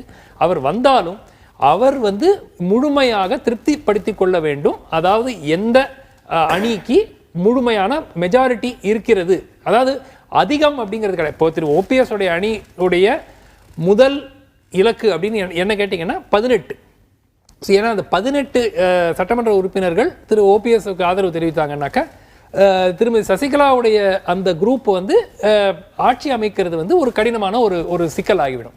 ஸோ அது வந்து ஆளுநர் எவ்வளவு கால அவகாசம் எடுத்துக்கொள்ள போகிறார் இந்த ப்ராசஸுக்கு. அதாவது உடனடியாக நாளைக்கு சாயங்காலம் வந்து நீங்க உங்களுடைய எம்எல்ஏஸ் எல்லாம் கூட்டிட்டு வாங்க, எவ்வளவு பேர் யார்கிட்ட இருக்காங்கிறத நான் பார்க்குறேன்னு சொல்ல போறாரா? இல்லை ஓரிரு நாட்கள் எனக்கு ஆகும், எனக்கு முழுமையாக நான் வந்து திருப்தி அடைய வேண்டும், இந்த நம்பர்ஸ் இருக்கு, பிளஸ் இது கட்டாயத்தின் அடிப்படையில் பொறுப்பாளர் வித்யாசாகர் ராவ் போறாரு அப்படிங்கிறது வேறு இது ஒரு சூழல் நடக்கும்போது இருக்கிற ஒரு விஷயம். ஆனா நான் இதை எப்படி பார்க்கிறேன்னா, அவருடைய பிரிஃபரன்ஸ் என்னவாக இருக்க வேண்டும்னு பொதுவான எதிர்பார்ப்பு இருக்கிறது என்றால், கான்ஸ்டிடியூஷனல் போஸ்டிங், அரசியலமைப்பு சட்டப்படி தேர்ந்தெடுக்கப்பட்ட ஒரு முதலமைச்சர் நான் நிர்பந்திக்கப்பட்டேன் அப்படின்னு சொல்லியிருக்கும் போது வரக்கூடிய ஆளுநருடைய முதன்மை என்பது நிர்பந்திக்கப்பட்டு ஒரு அரசியலமைப்பு சட்டப்படி தேர்ந்தெடுக்கப்பட்ட ஒரு நபர் ராஜினாமா செய்திருக்கிறார் என்பதை விசாரிப்பதாக இருக்குமா, அல்லது இன்னொரு அரசியலமைப்பு சட்ட கடமையான பெரும்பான்மை யாரிடம் இருக்கிறதோ அவர்களை ஆட்சி அமைக்க அழைப்பதாக? நிச்சயமா வந்து இப்ப ஃபர்ஸ்ட் ஸ்டெப் வந்து ஆளுநர் அந்த கடிதத்தை எவ்வாறு அணுக போகிறாருங்கிறது மிக முக்கியமான ஒரு சிக்கல். இப்ப அந்த கடிதத்தினுடைய அடிப்படையில் ஆளுநர் 2 டிசிஷன் எடுக்கலாம். ஒன்னு வந்து கடிதம் கொடுக்கப்பட்டு விட்டது, அது நிர்பந்தத்திலோ இல்லையோ அது வந்து ஒரு தனி ரீதியாக நீங்க வேணா என்கொயரி வச்சுக்கோங்க, அதுக்கு யார் நிர்பந்தம் கொடுத்தாங்களோ அவங்க மேல நடவடிக்கை எடுக்கணும்னா நீங்க அது வந்து தனி. ஆனால் நான் வந்து இந்த ராஜினாமா கடிதத்தை ஏற்றுக்கொண்டு அதுக்கு நான் அஃபிஷியலா உங்களை ரிலீவ் பண்ணியாச்சு, asking you to continue to further arrangements. அப்படி அது இருங்க முடிச்சிடறேன். ரெண்டாவது ஆப்ஷன் என்னன்னா, இந்த ராஜினாமா கடிதம் நிர்பந்தத்தின் அடிப்படையில் பெறப்பட்ட ஒரு ராஜினாமா கடிதம். அதை மறுப்பதற்கு ஆளுநருக்கு சட்டத்தில் வழி இருக்கிறதா இல்லையா? அதாவது அந்த நான் அக்செப்ட் பண்ணிக்கிறாங்க இல்லையா, அந்த அக்செப்டன்ஸே இல்லை, நான் ஏற்றுக்கொள்ளவில்லை அப்படின்னு திருப்பி சொல்லுவதற்கு திரு பன்னீர்செல்வம் அதை வாபஸ் பெறுவதற்கு சட்ட ரீதியாக அதற்கு வழிமுறை இருக்கிறது. இப்போ ஆளுநர் செஞ்சாலும் அஃப்கோர்ஸ் அது வந்து கோர்ட்டுக்கு போகிறதுக்கான வாய்ப்பு இருக்கிறது. என்ன டிசிஷன் எடுத்தாலும் அது கோர்ட்டுக்கு போகிறதுக்கான வாய்ப்பு இருக்கிறது. ஆனால் அடிப்படையாக நம்ம பார்க்கும்போது ரெண்டு தான். ஒன்று, இந்த லெட்டர் ராஜினாமா கடிதத்தை ஆளுநர் எவ்வாறு அணுக போகிறார். ரெண்டாவது நம்பர்ஸ். இந்த ராஜினாமா கடிதத்தினுடைய சிக்கலில் எனக்கு தெளிவு கிடைத்த பிறகுதான் நான் வந்து நம்பர்ஸ் கேமுக்கே போவேன்னு சொன்னா காலதாமதம் ஆகிறதுக்கான வாய்ப்பும் இருக்கு. சரி, அது ரொம்ப முக்கியமான பாயிண்ட். நம்ம பேச ஒரு இடைவேளை எடுத்துப்போம். இடைவேளைக்கு பிறகு கேட்கிறேன். நம்மோடு கோவை அரங்கத்திலிருந்து பாரதிய ஜனதா கட்சி மாநில பொருளாளர் எஸ்.ஆர். சேகர் இணைந்திருக்கார். அவருடன் பேசலாம். திரு எஸ்.ஆர். சேகர், இங்கு ஆளுநர், பொறுப்பு ஆளுநர் வித்யாசாகர் அவனுடைய கடந்த 24 மணி நேரம் 48 மணி நேரத்துக்கு கூட எடுத்துக்கலாம், அவருடைய செயல்பாடுகள் மீது பல்வேறு கேள்விகள் முதல் கட்டத்தில் முன்வைக்கப்பட்டது. அந்த கேள்விகளுக்கான நேரடி பதிலுக்குள்ள நான் உங்கள்கிட்ட போகல. ஆனால் ஒட்டுமொத்தமாக தமிழகம் போன்ற ஒரு மிகப்பெரிய மாநிலம், மிகப்பெரிய எதிர்க்கட்சியை கொண்டிருக்கக்கூடிய, அதாவது நாடாளுமன்ற அளவில் மிகப்பெரிய எதிர்க்கட்சியாக இருக்கக்கூடிய கட்சி ஆண்டு கொண்டிருக்கக்கூடிய ஒரு மாநிலத்தில் ஒரு ஸ்திரமற்ற தன்மை நிலவிக் கொண்டிருக்கக்கூடிய சூழ்நிலையில் மத்திய அரசு அதற்கென உரிய கடமையை சரியாக நிறைவேற்றியிருக்கிறதா? என்ன விவகாரம் தமிழ்நாட்டில் நடந்தாலும் உன்னிப்பாக கவனிக்கிறோம் அப்படின்னு உள்துறை அமைச்சரிடமிருந்து ஸ்டேட்மெண்ட் ஒரு நாளைக்கு ஒரு முறை இல்லை 2 முறை வந்துட்டு இருக்கும். இந்த விவகாரத்தில் அப்படி ஒரு உறுதிப்படுத்தப்பட்ட ஒரு அறிக்கையோ அல்லது மத்திய அரசு இந்த விவகாரத்தை எப்படி பார்க்கிறது என்கிற தகவலோ இதுவரை ஏன் வரவில்லை? இதுவரை ஏன் வரவில்லைன்னு நம்ம தியாகச்செம்மலுடைய சந்தேகத்துக்கும் கொஞ்சம் எக்கோ அடிக்குது, கவனிச்சுங்க. தியாகச்செம்மலுடைய சந்தேகத்துக்கும் என்னுடைய அன்பு நண்பர் மணி அவர்களுடைய நீண்ட நெறிய உரையின் மூலமாக மௌனம் சாதிக்கிறது மத்திய அரசு என்கின்ற சந்தேகத்துக்கும், அண்ணன் அப்பாவும் நிறைய கான்ஸ்டியூஷனல் கொஸ்டின்லாம் கேட்டார், அதுக்கு எல்லாத்துக்கும் ஒரு 2 நிமிஷத்துக்கு முன்னால் உங்கள் ஸ்க்ரோலில் ஓடி இருக்கும். திண்டுக்கல் சீனிவாசன் சொன்னார், நாளைக்கு நம்ம கவர்னர் வருகிறார், எம்எல்ஏக்கள் சந்திக்கிறார் என்று சொல்லி இதுவரை இருக்கிற எல்லா சந்தேகத்துக்கும் முடிவு கட்டி நாளைக்கு கவர்னர் வருகிறார்.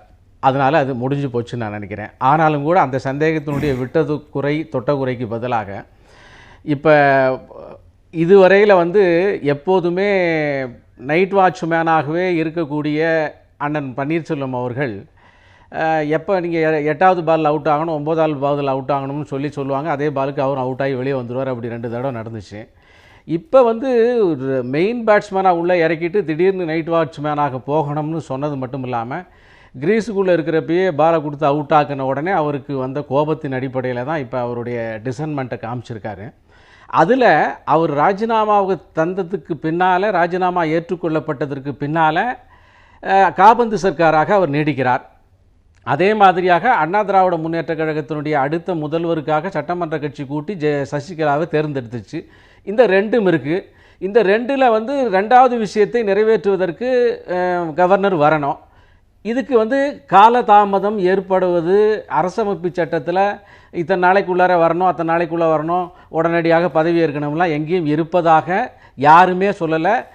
சோலிப் சொரப்ஜி உட்பட கான்ஸ்டியூஷனல் எக்ஸ்பர்ட்டுக்கு நிறையா பேர் இப்போ வந்து பேட்டி கொடுத்தாங்க, அவங்க யாரும் சொல்லலை. ஆகவே மத்திய அரசு தமிழ்நாட்டின் மீது அக்கறை இல்லாததோ அல்லது இங்கே ஒரு கான்ஸ்டியூஷனல் கிரைசிஸ் வருவதாக சொல்லுவதோ 2மே இல்லை. இப்போ வந்து நாளைக்கு வர போகிறாங்க, நடக்க போகுது. மன்னிக்கணும், உங்களை போன்ற அரசியல் கட்சியைச் சேர்ந்தவர்கள், அரசியல்வாதிகள் தொடர்ச்சியாக சட்டத்தை எப்போதெல்லாம் உங்களுக்கு தேவைப்படுகிறதோ அப்போதெல்லாம் ஆதரவுக்கு எடுத்துக்கொள்கிறீர்கள். ஆனால் நான் ஒரு சாமானியோட கேள்வியை கேட்கிறேன்.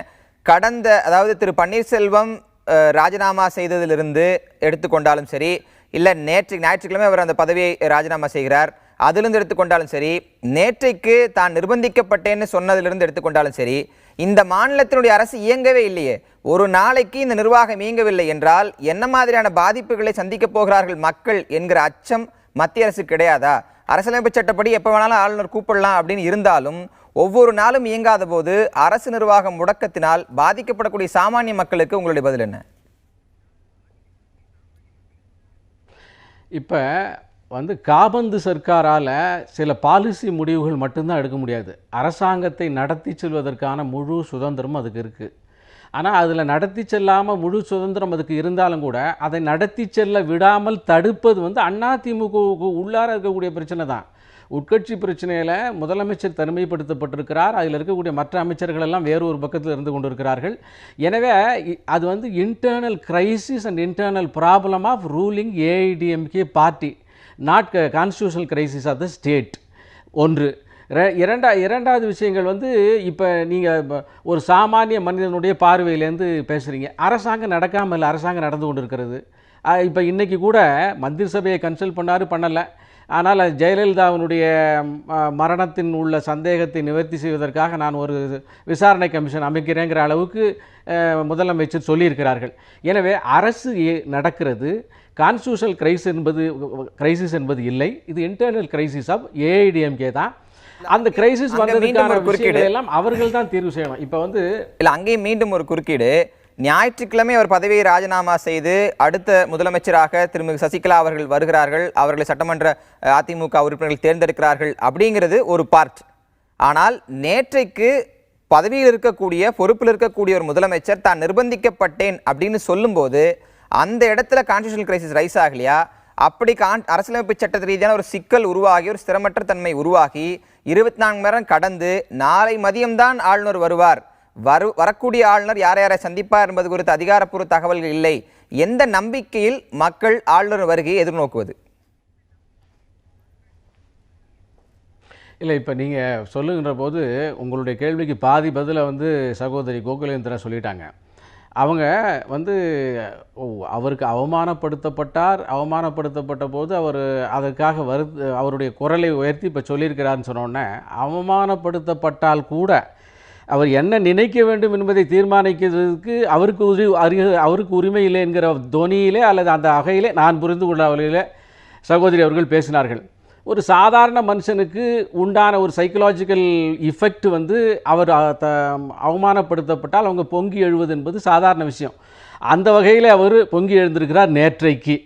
அதில் கூட அவருடைய பேட்டியை முழுவதுமாக பார்த்தோம் என்று சொன்னால் அவங்க வந்து பெரிய அளவில் அவர் எதிர்ப்பு தெரிவிக்கல. தனக்கு அவமானம் செலுத்தப்பட்டதற்கு அவர் ஒரு மறுப்பு தெரிவித்து ஒரு கொதிப்பு தெரிவித்திருக்கிறார். அந்த வகையில் மட்டும்தான் இருக்குது. கட்டாயப்படுத்தப்பட்டார் அல்லது வந்து மிரட்டப்பட்டார்ங்கிறதுக்கு ரொம்ப கேர்ஃபுல்லாக அவர் பதில் சொல்லியிருக்கிறார். ஆனாலும் கூட முதலமைச்சராக இருந்து அவரிடமிருந்து பெறப்பட்ட அந்த ராஜினாமா கடிதம் சாதாரண நடைமுறைக்கு உட்பட்டதாக இல்லை என்கின்ற விஷயம் மட்டும் இப்போ வெளியே சொல்லப்பட்டிருக்கிறது. எனவே நாளைக்கு கவர்னர் வருகின்ற போது அவரிடம் இவர் விசாரணை வைக்க வேண்டும் என்று முறையிடுவாரே, ஆனால் பொதுத்தளத்திலே சொன்ன இந்த விஷயத்தை அவர் அரசாங்க ரீதியாக சொல்லுவாரேயானால் கவர்னர் அதற்கு நிச்சயமாக நடவடிக்கை எடுக்க வேண்டும். அப்போது அதற்கான விடை கிடைக்கும் என்று நான் நம்புகிறேன். சரி, நம்ம தொடர்ந்து பேசலாம். ஒரே நிமிஷம், திரு திண்டுக்கல் சீனிவாசன் பேட்டி இருக்கு, இல்லை பேட்டி பார்த்துட்டு வரலாம். திண்டுக்கல் சீனிவாசன் அவர்கள் அதிமுக சட்டமன்ற உறுப்பினர்களுடைய டெல்லி பயணம் ரத்து செய்யப்பட்டிருப்பது தொடர்பாகவும் ஆளுநர் சந்திப்பு தொடர்பாகவும் பேசியிருக்கிறார். அந்த காட்சிகளை பார்த்துவிட்டு விவாதத்தை தொடரலாம். அதான் அவர் ஆளுநர் வர்றாரு, தகவல் வந்திருக்கு, அதனால ரத்து தம்பி. நாளைக்கு வந்து கவர்னரை பார்த்து எங்க மொத்த டோட்டல் கொடுத்துருவோம், பிரச்சனை இல்லை, நல்லபடியா இருக்கு, கவலை வேண்டாம். அதான் அவர் ஆளுநர் வர்றாரு, தகவல் வந்திருக்கு, அதனால ரத்து தம்பி. நாளைக்கு வந்து கவர்னரை பார்த்து எங்க மொத்த டோட்டல் கொடுத்துருவோம், பிரச்சனை இல்லை, நல்லபடியா இருக்கு, கவலை வேண்டாம். அமைச்சர் திண்டுக்கல் சீனிவாசன் பேட்டி பார்த்தோம். கோகுலேந்திரன், நீங்கள் இப்போ அவர் மரியாதைக்குரிய திரு சேகர் அவர்கள் சொன்னது போல், அதாவது சைக்காலஜிக்கல் எஃபெக்ட் அப்படின்னா ஒரு individual, every individual they are having their own psychological effect.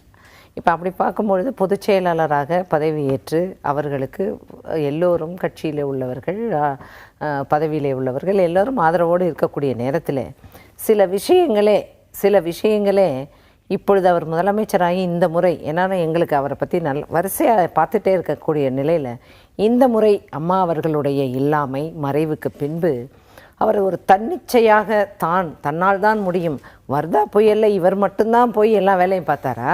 மற்ற அமைச்சர்கள் பார்க்கலையா? அதே மாதிரி போய் கிருஷ்ணா நதி நீர் போய் நான் வாங்க போகும்போது ஒரு பொதுச் செயலாளரை அவர் வந்து ஆலோசித்து நாங்கள் இந்த மாதிரி போகிறோங்கிறத அவருடைய கடமை. அதே மாதிரி மற்ற அமைச்சர்களை அவர் கூப்பிடலை. இல்லை சைக்காலஜிக்கல் எஃபெக்ட் அது மற்றவங்களுக்கு வராதா? ஜல்லிக்கட்டு நான் போகிறேன், நானே வந்து ஆரம்பித்து வைப்பேன். இங்கே வந்து அவசர சட்டம் வந்து பிரசிடென்ட் ஆஃப் இந்தியா கையெழுத்தாயிடுச்சு, கவர்னர் கையெழுத்து போட்டார், எல்லாம் இதாகிடுச்சு, எல்லாம் முடிஞ்சதுன்னு உடனே ஃப்ளைட்டை பிடிச்சி போகணுங்கிறவர் பொதுச் செயலாளரிடம் நடப்பது அனைத்து இந்திய அண்ணா திராவிட முன்னேற்ற கழகத்தின் ஆட்சி, அவர்கள் வந்து இந்த நேரத்தில் தெரிவிக்கப்பட வேண்டும் என்ற எந்த ஒரு மரபுகளையும் அவர் எடுத்துக்காம அப்ப சைக்காலஜிக்கல் அஃபெக்டும் வந்து பொதுச் செயலாளருக்கு இல்ல, வரக்கூடாதா? அரசியலமைப்பு சட்டத்தின்படி தேர்ந்தெடுக்கப்பட்ட ஒரு முதலமைச்சர் எந்த இடத்துல தான் எடுக்கக்கூடிய முடிவுகளை தனது கட்சி தலைமையிடம் தெரிவித்து அனுமதி வாங்கணும்னு இருக்கு? இல்ல, அதாவது அரசியல் அமைப்பு சட்டம்ன்றது இல்ல. I am only reply. அதாவது எதுக்காக இல்ல, நான் இதை மறுபடியும் ஏன் கேட்கிறேன்னா, நீங்க தொடக்கத்துல காலஞ்சென்ற முதலமைச்சர் எம்ஜிஆர் அவர்கள் இருந்தபோது ஒரே இடத்துல இருந்ததுன்னு சொன்னீங்க. ஆனா எம்ஜிஆர் அவருடைய அந்த ஒட்டுமொத்த அரசியல் வரலாற்று எடுக்க பார்க்கும்போது ஒரு சிறிய அளவிலான ஆண்டுகள் மட்டும்தான் பொதுச் செயலாளராகவும் முதலமைச்சராகவும் இருந்திருக்கிறார்.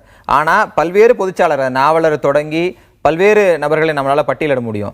அவர்கள் பொதுச்செயலாளர் இருந்து கட்சி நடத்தியிருக்காங்க. அப்படி சிஸ்டம் இருந்த போது திரு எம்ஜிஆர் அவர்கள் கட்சியின் பொதுச்செயலாளரிடம் அனுமதி வாங்கித்தான் போய் செஞ்சிருக்காருன்னு சொல்ல வரீங்க? இல்ல, அனுமதி வாங்கணும், அனுமதி வாங்கித்தான் அவர் எல்லாமே பண்ணணும், அப்டேட் பண்ணணுங்கிறது இல்ல.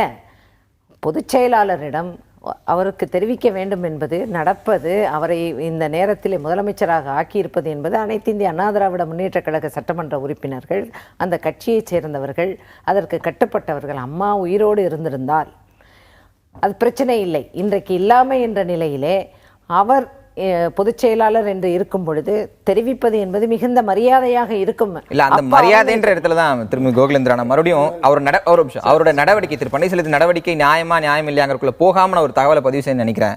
காட்சிகளில் பார்த்த செய்தியை தான் சொல்றேன். கழக பொதுச் செயலாளராக தேர்ந்தெடுத்த அந்த பொதுக்குழு ஆவணத்தை எடுத்துக்கொண்டு திரும்ப சசிகலா அவரிடம் கொண்டு போய் கொடுத்த போது முதல் ஆளாக சசிகலா அவர்களின் காலை தொட்டு அவர் வணங்கினார். அது காட்சிகளில் பாதி வந்து பாதி வராம போச்சு. அந்த நடவடிக்கை நியாயமானது, அதுக்குள்ள நான் போகவே இல்லை. முத அமைச்சரவை கூட்டம் போகும்போது அவங்க பொதுச் செயலாளர் ஆவதற்கு நான் வந்து கட்சி விசுவாசம் நீங்க சொன்ன மரியாதைன்னு சொன்னதுனால இதை விட முதலமைச்சராக இருக்கக்கூடிய ஒருவரிடம் என்ன மரியாதையை உங்கள் தலைமை எதிர்பார்க்கிறது? இல்ல, காலில் விழுக வேண்டும் என்று தலைமை எதிர்பார்க்கவில்லை. எங்களிடம் இப்பொழுது கூட, ஏன் நான் சகோதரர் ஆறுகுட்டிக்கே தெரியும், எங்களை பார்க்க அவர் இப்பொழுது இன்றைக்கு அவர் மாறிவிட்டார். ஆனால் ஒவ்வொரு முறையும் காலில் விழுக வேண்டாம், காலில் விழுக கூடாது என்றுதான் இப்பொழுது மாண்புமிகு மரியாதைக்குரிய சின்னம்மா அவர்கள் காலில் விழுக வேண்டாம், அதெல்லாம் வேண்டாங்கிறத வலியுறுத்தி சொன்னாங்க. இப்போ இன்னைக்கு ஒருத்தர் பார்க்க போறோம், ஒரு செட் ஆஃப் பீப்புள் பார்க்க போறோம்னா அங்க உள்ள உதவியாளர்கள் வந்து தயவு கூர்ந்து காலில் விழுக வேண்டாம். அம்மா ரொம்ப வந்து சின்னம்மா சொல்லியிருக்காங்க, தயவுசெய்து அப்படி அவங்கள வந்து தர்ம சங்கடத்துக்கு ஒன்று பண்ணாதீங்க, அவங்க அதை எதிர்பார்க்கலை அப்படிங்கிறதெல்லாம் சொல்லியிருக்காங்க. அதாவது காலில் விழுகிறது, குனிஞ்சு கும்பிடு போடுறதுங்கிறதெல்லாம் மரியாதை இல்லை. மரியாதை என்பது மனதளவிலே அடிமனதிலே இருந்து விசுவாசம் வர வேண்டும். தான் எந்த நிலையிலே இருக்கின்றோம், யாரால் இருக்கின்றோம், அன்றைக்கே அவர்கள் நினைத்திருந்தால் அன்றைக்கே அவர்களை முதலமைச்சராக வந்திருக்கலாம், யாரும் என்ன கேட்டிருக்க முடியாது. சரி, ஒரு நிமிஷம். அப்படிப்பட்ட ஒரு நிலையிலே இவர் தன்னிச்சையாக செயல்படக்கூடிய அளவிலே இருக்கும் பொழுது சைக்காலஜிக்கலா மற்றவங்க அவர் அஃபெக்ட் ஆயிருக்காருன்றதும் விசுவாசங்கிற கொஸ்டின் வரும்போது எனக்கு யதார்த்தமா ஒரு கேள்வி என்னன்னா, அவர் கட்சிக்கு விசுவாசமாக இருந்ததால் தானே ராஜினாமா செய்யுங்கள் சொன்ன ராஜினாமா செஞ்சுட்டாரு.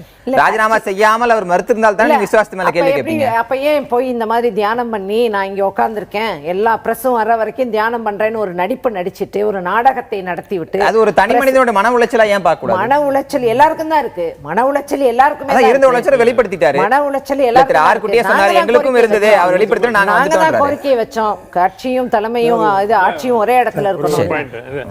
அதாவது நம்ம ரொம்ப நேரம் வந்து இந்த அனாலிசிஸ் பண்ணிட்டு இருக்கோம், என்ன காரணம், எதனால வந்திருக்கும், இதுலயே பேசி என்ன நடக்க போகுது அப்படிங்கிறத நம்ம பார்க்கறதுன்னா ஆளுநருக்கு முன் இருக்கும் ஆப்ஷன்ஸ் என்ன, அதை மட்டும் நான் குயிக்காக சொல்லிடுறேன். ஆளுநருக்கு இருக்கிற ஆப்ஷன்ஸ் ஏற்கனவே நம்ம பேசின மாதிரி இதில் இன்னும் எக்ஸ்ட்ரா ஒரு 2 பாயிண்ட் இருக்குது.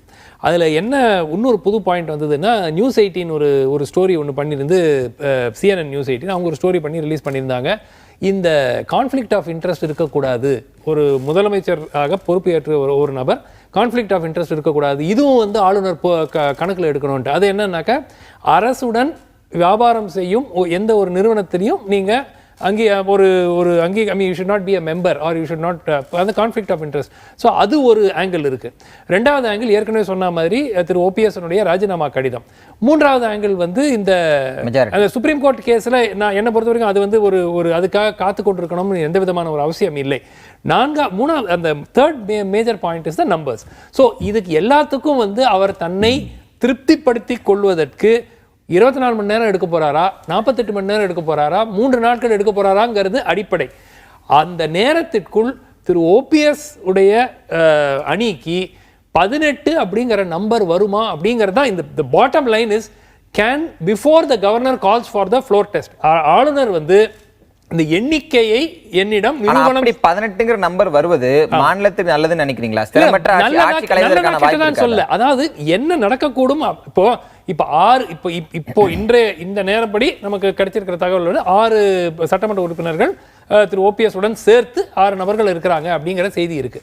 6 நபர்கள் இதே 6ஆக இருந்தாலோ 8ஆகவோ 10ஆகவோ ஆனாலோ ஆளுநர் எப்போ அந்த நம்பர்ஸ் கணக்கு எடுக்கிறாரோ அப்பொழுது மெஜாரிட்டி வந்து ஐ மீன் அசம்பிளியில் மெஜாரிட்டி, நாட் இந்த 2 ஃபேக்ஷன்ஸுக்குள்ள அசம்பிளியில் மெஜாரிட்டி திருமதி சசிகலா பக்கம் இருக்குங்கிறது நிரூபணம். அப்போ அவங்கள வந்து முதலமைச்சராக பதவி பிரமாணம் செய்து வைக்கிறது தான் அவர் ஆளுநருக்கு வழி. ஆனால் இந்த 6 வந்து 18 ஆகிவிட்டது என்றால் அவருக்கு இன்னொரு குழப்பம் வந்துடும். ஏன்னா அடுத்த நடவடிக்கை என்ன, ஸ்திரமான ஒரு அரசு அமைக்கணும். 18 நபர்கள் இங்கே இருக்கும் பொழுது இந்த திருமதி சசிகலாவுடைய ஃபேக்ஷனுக்கு அறுதி பெரும்பான்மை சட்டப்பேரவையில் இருக்கிறதுக்கான வாய்ப்பு இல்லை. அப்போ என்ன பண்ணுவீங்க அப்படிங்கிறது மிகப்பெரிய கேள்விக்குறியாயிடும். ஸோ இந்த 18ங்கிற நம்பர் வந்து ஓபிஎஸ் அணி அடைகிறதா எப்போ ஆளுநர் அந்த ஃப்ளோர் நம்பர்ஸை கணக்கெடுக்கும் பொழுது அப்படிங்கிறது தான் இது. அதற்கு முன்னாடி இவர் அந்த ராஜினாமா கடிதத்தை கணக்கெடுக்க போறாரா, இந்த கான்ஃப்ளிக்ட் ஆஃப் இன்ட்ரெஸ்ட் மேட்டர்ல பார்க்க போறாரா அப்படிங்கறது அடிப்படையில் தான் நாளைக்கு ஆளுநர் கையில தான் இந்த ஆன்சரே இருக்கு. சுருக்கமா ஒரே ஒரு விஷயம், இப்ப சுமந்த் சொல்றதுல வந்து அது என்னன்னா வந்து இப்ப அவர் வந்து கான்ஃபிடன்ஸ் மோஷனை மூவ் பண்ண சொல்லி அவர் வந்து யாரை சொல்ல போறாரு? இப்ப வந்து அவர் ஓபிஎஸ்ஏ கேட்கலாமே. இப்போ அடிஷனல் ப்ராப்ளம் என்ன, இடியாப்பு சிக்கலா மாறி போச்சு. ஏன்னா அவர் கொடுத்த ரெசிக்னேஷன் மோஷனை வந்து திரு ஓபிஎஸ் மூவ் பண்றதுன்னா that means the resignation has not been accepted. Exactly அத சொல்ல வரேன். the problem is இல்ல இப்ப பிரச்சனை இல்ல அதனுடைய ட்விஸ்டிங் பாயிண்ட் தான் வராரு.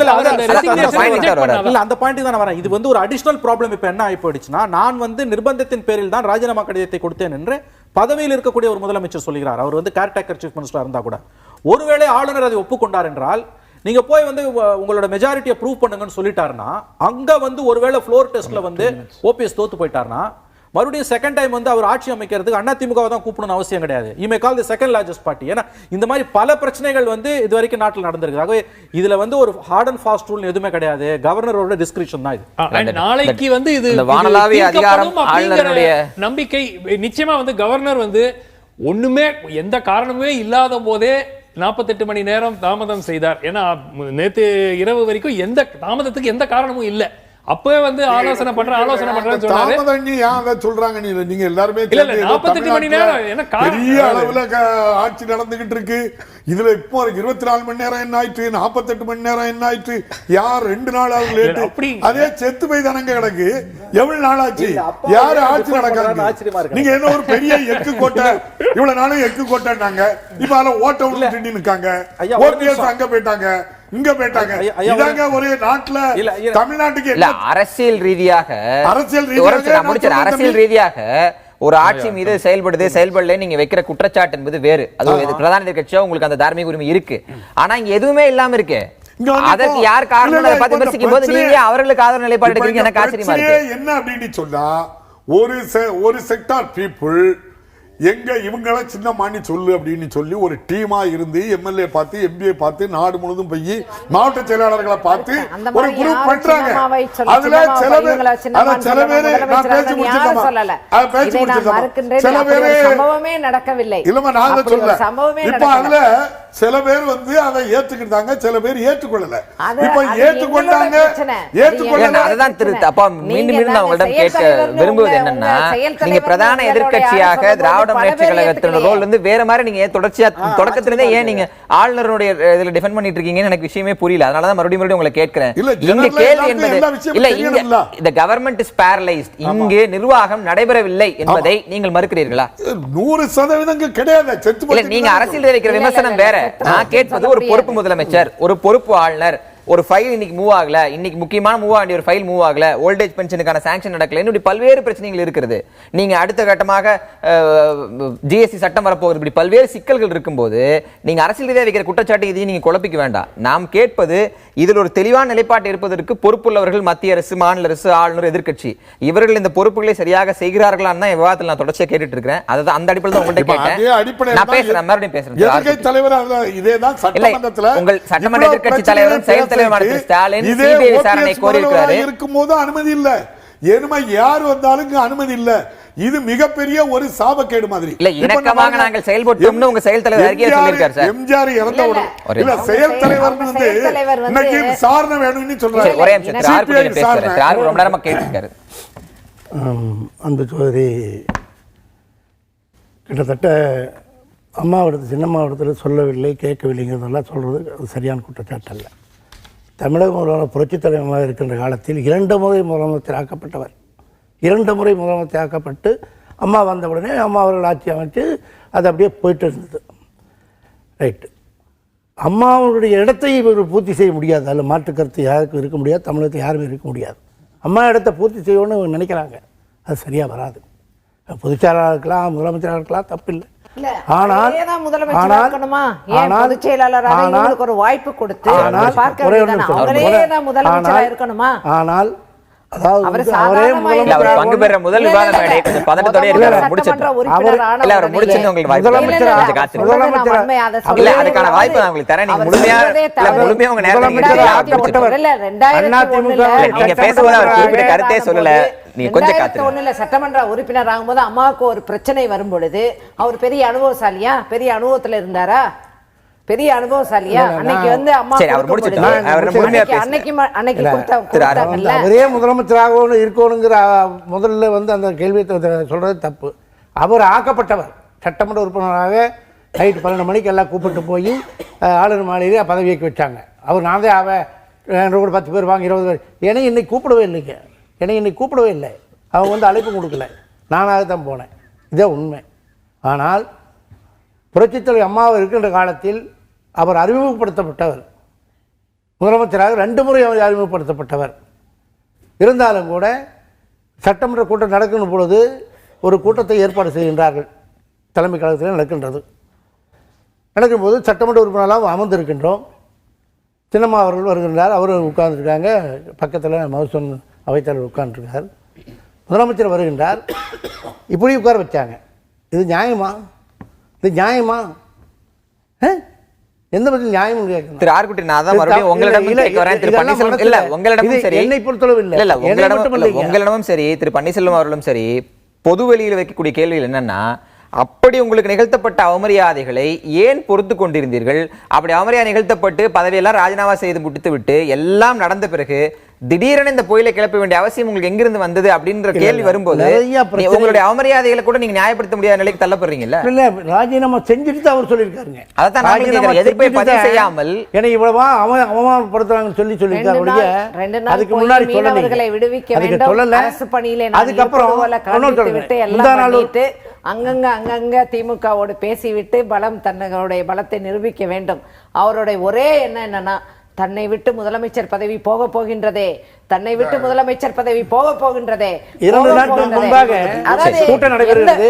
எந்த மரபுமே அதாவது எதிர்கட்சி தலைவர் கார்ல போறாரா, ஆஹா முதலமைச்சர் வராருன்னு ஒரு கார் நிக்குதா, உன்னை இவர் எதிர்கட்சி தலைவர் கார் போகுதுன்னு வருதுன்னு இவர் ஓரமா போனாரா? என்ன நாடகம்! புரட்சி தலைவி அம்மா அவர்கள் இருந்திருந்தால் இந்த மாதிரியான ஒரு கபடு நாடகங்களை இல்ல சுனாமி நிவாரண நிதி தந்த போது திரு ஸ்டாலின் அவர்களை நேரில் அழைத்து பார்த்து ஜெயலலிதா அவர்கள் நிதி பெற்றார்களே, ஒரு சுமூகமான இது இருக்கணும்னு சொன்னாங்க. 2016 நான் முடிச்சேன். 2016 இந்த சட்டமன்றம் கூடிய போது இரு கட்சிகளும் பரஸ்பரம் செயல்படும் அப்படின்னு சொன்னாங்க. திரு ஸ்டாலின் அவர்களுக்கு முறையாக இருக்கை வழங்கப்படலை அப்படிங்கிறது என்னுடைய கவனத்துக்கு வரவில்லை என்று அவர்கள் ஒரு விளக்கத்தை அளித்தார்கள். அவர்களே சுமூகமான நிலைப்பாட்டை தான் எடுத்திருந்தாங்க. அதான் திரு பன்னீர்செல்வம் தொடர்ந்தாரு. சுமூகமாக ஒவ்வொரு குற்றச்சாட்டுகளையும் அவங்க வைக்கும் பொழுதெல்லாம் அம்மா சுமூகமா இருந்தாங்களா? இவர் வந்து அதாவது பொது பிரச்சனைகள் நிதி கொடுக்க வரேன்னு சொல்லும் போது ரிசீவ் பண்ணியிருக்காங்க, இல்லைன்னு சொல்லலை. ஆனா என்ன ஒரு நாடகங்கள்! இவர் கார் போகுதா, அதனால அவர் அரசியல் மாண்புன்னு பார்க்க கூடாதா? இவர் மட்டும்தான் நல்லவர், இவர் மட்டும்தான் சுமூகமா எல்லாரும் கூட இருக்காரு. மத்த அமைச்சர்கள் இல்ல, மத்தவங்க இல்ல, கட்சி இல்ல. ஜெயலலிதா அவர்கள் மறைவுக்கு வந்து திரு ஸ்டாலின் அவர்கள் ஆறுதல் சொல்லிவிட்டு சென்ற போது அது அரசியல் மாண்பாக பார்க்கப்பட்டது. அதே ஸ்டாலின் அவர்கள் முதலமைச்சர் வண்டி செல்கிறது அப்படின்னு ஒரு புரோட்டோகால் அடிப்படையில் கூட தன் வண்டியை ஒதுக்கி மரியாதை செலுத்துவது அவ்வளவு பெரிய அரசியல் குற்றமா? இல்ல, குற்றம் என்று சொல்லவில்லை. அதாவது பொதுச் செயலாளர் சின்னம்மா அவர்கள் அவங்களுடைய தலைவர் காவேரி மருத்துவமனையில் இருக்கும் பொழுது அமைச்சர் பெருமக்களையும் நாடாளுமன்றத்தில் உள்ள துணை சபாநாயகரை அனுப்பிச்சு பார்க்க சொன்னதுங்கிறது வந்து அவங்க செஞ்ச அந்த ஒரு அதே நல்ல தானே திரு மரபு பன்னீர்செல்வம் இல்லையா? செய்றாரு. அது வேற. இது வந்து இவர் கார்வர், அதாவது என்னன்னா பன்னீர்செல்வம் மட்டுமே மிக அமைதியானவர், நல்லவர். அவர் ஒரு நிமிஷம் உட்கார்ந்து அம்மாவுடைய சமாதியில் அம்மாவுடைய அத்தனை வழக்குகளுக்கும் கஷ்டங்களுக்கும், இது போன்ற வழக்குகளை சந்திக்கக்கூடிய நேரத்திலும் பல்வேறு கஷ்டங்கள், சிறைச்சாலை செல்லக்கூடிய அளவிலே கூட அப்பீல் போகிறேன், அங்கே போகிறேன், இங்கே போகிறேன் விடாமல் அவங்கள வந்து பாடாப்படுத்தின திராவிட முன்னேற்றக் கழகத்தை நான் பரஸ்பரமாக இருக்கின்றேன் என்றும் நான் மட்டும்தான் நல்லவர் என்றும் காண்பிப்பது என்பதை ஒருபோதும் அனைத்து இந்திய அண்ணா திராவிட முன்னேற்றக் கழக அடிமட்ட தொண்டர்கள் நிச்சயமாக. உங்க ஸ்டேட்மெண்ட்டே கான்ட்ரடியா இருக்கு. அப்படிப்பட்ட திராவிட முன்னேற்றக் கழகத்தினுடைய தலைவரை சந்திப்பதற்காக மக்களவை துணை சபாநாயகர் அமைச்சரும் ஜெயக்குமாரும் போனாங்களே, பொதுச் செயலாளர் போயிட்டு வந்தாங்க. ஆனா அவங்கள வந்து இப்போ சட்டமன்றத்துல நாங்க சிரிச்சுக்கிட்டோம், பரஸ்பரமா இருந்துகிட்டோம், அவங்கள பேச விட்டோம். வெளியிலே கான்ட்ரடிக்ஷனாக நான் சொல்லலை, வெளியிலே பொதுச் செயலாளர் அவர்கள் சின்னம்மா அவர்கள் அனுப்பி வைத்தார்கள். அது ஒரு மரபு, அவ்வளோதான், முடிஞ்சு போச்சு, அந்த சாப்டர் க்ளோஸ். ஆனால் இங்கே வந்து இவர் கார் போகுதுன்னு அங்கே ஒரு சட்டமன்றத்துக்கு போகிறதுக்கு அவ்வளோ 2 பேரும் பரஸ்பரமாக இருக்காங்களாம், சிரிச்சுக்கிட்டு பேசுவாங்களாம். சிரிப்பதிலே என்ன உங்களுக்கு எல்லாமே நினைவிருக்கும். நீங்க முன்னாள் அமைச்சர் அம்மா இருந்தா அவர் அப்படி பேசியிருப்பாரா? இல்ல, ஜெயலலிதா அவர்களின் கான்வாய் வரும்போது என்ன மாதிரியான பாதுகாப்பு ஏற்பாடுகள் இருக்குன்னு நான் சொல்லி உங்களுக்கு தெரிய வேண்டியது இல்ல. இதெல்லாம் ஒரு செய்தியா பத்திரிகையில வர வைக்கிறாங்க. பத்திரிகையில செய்தி வர்றதுக்கு அவங்க எப்படி சார் பொறுப்பாக முடியும்? இதெல்லாம் இல்ல, எதுக்கு சொல்ல வரேன்னா, இவர் தன்னால் முடியும், தான் பெரிய நல்லவர், மற்றவர்களால் முடியாது. அவர் சொல்றது நீங்களே இப்போ டிவியில் அவர் வந்து ஒவ்வொரு பேட்டியிலையும் பார்த்தீங்கன்னா பொதுச் செயலாளராக ஆகிற வரைக்கும் பிரச்சனை இல்லை. அம்மா மருத்துவமனையில் இருக்கும் பொழுது 75 நாட்கள், அந்த அத்தனை நாட்களும் அவர் மருத்துவமனையில் வந்திருந்தார், அங்கே இருந்தார். சிகிச்சையை பற்றியது யாரும் போய் பார்த்தாங்கங்கிறதெல்லாம் அவர் சொன்னார், எல்லாமே இருந்தார். அன்றைக்கு இவர் தைரியமாக, இன்னைக்கு நான் விசாரணை கமிஷன் போடுறேங்கிறாரே, அந்த இவர் மனசாட்சியை பற்றி பேசுகின்றார். இவர் உட்கார்ந்து கண்ணை மூடி மனசாட்சியோடு இவர் பேசினால் அம்மா அவர்கள் யாரை பார்க்கணுங்கிறத அவங்க முடிவு பண்ணாங்க. அவங்க சிகிச்சை பெற்று அந்த நேரத்தில் யாரையும் அவங்க பார்க்க விரும்பலை. 28ஆம் தேதி வரைக்கும் அதிகாரிகளை பார்த்தாங்க, காவேரி இஷ்யூக்கு டிக்டேஷன் கொடுத்தாங்க, எல்லாம் பண்ணாங்க. அதுக்கப்புறமா ஒவ்வொரு இதுவும் புல்லட்டின் மாதிரி எல்லாம் வந்தது. அப்படிப்பட்ட ஒரு நேரத்திலே என்னைக்கு இவங்க போட்ட திராவிட முன்னேற்றக் கழகம் போட்ட வழக்கில் போய் அவங்க சிறைச்சாலைக்கு போகக்கூடிய அந்த ஒரு நிலை வரும்பொழுதே அன்றைக்கே அவர்களுடைய உடல்நிலை பாதிக்கக்கூடிய அப்படிப்பட்ட ஒரு சூழ்நிலையில் நான் பரஸ்பரமாக இருப்பேன், நான் தான் நல்லவன் அப்படின்னு சொல்றது முன்னேற்ற கழகம் வழக்கு பதிவு பண்ணாங்க. அவங்க அவங்க சொல்றது ஒரு பதில் வேணும்ல. சுப்பிரமணிய சாமி கவர்னர்கிட்ட ஊழல் குற்றச்சாட்டு கொடுக்கிறாரு, நடவடிக்கை எடுக்கலன்னு கோர்ட்டுக்கு போறாரு. கோர்ட்டுக்கு போனதுக்கு அப்புறம் எவிடன்ஸ் எடுத்து கொடுத்தது இதே பொன்னையன், அவங்க கூட தான் இருக்காங்க.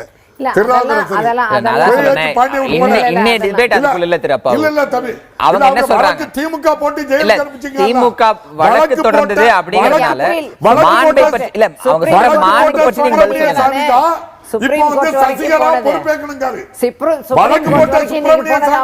நீங்க பிஜேபி உள்ள எல்லாரும் எதிரியா பேசுறாங்க. சுப்பிரமணிய சாமி மட்டும் நேற்று வந்து என்ன சொல்றாரு, இது சட்டத்துக்கு உட்பட்டு யார் அதிகமான எம்எல்ஏ சொல்றாங்களோ அதை பண்ணணும் அப்படிங்காரு. 60 நாளைக்கு முன்னால எம்எல்ஏ என்ன சொன்னாங்க, இன்னைக்கு 60 நாள் கழிச்சு இப்படி வராங்க. அது ஏன்னு தான் நான் ஒண்ணு கேட்கிறேன். நான் இப்போ அவங்களுக்கு இப்போ ஓபிஎஸ் அவர்கள் திரு ஆறுகுட்டி தொடர்ந்து குறுக்கிட்டே பேசவே இல்லை சார். சுருக்கமா சட்டமன்ற கூட்டத்தை நடக்கும்போது மீட்டிங் ஏற்பாடு பண்ணாங்க, நாங்களும் போனோம். வந்து அவங்க முன்னாடி உட்கார்ந்தாங்க. எல்லாத்துக்கும் மனசில் சங்கடம், எல்லா எம்எல்ஏஸுக்கு, நான் என்னை மட்டும் இல்லை, எல்லாத்துக்கும் மனசு சங்கடம். இது வெளியே சொல்ல முடியல.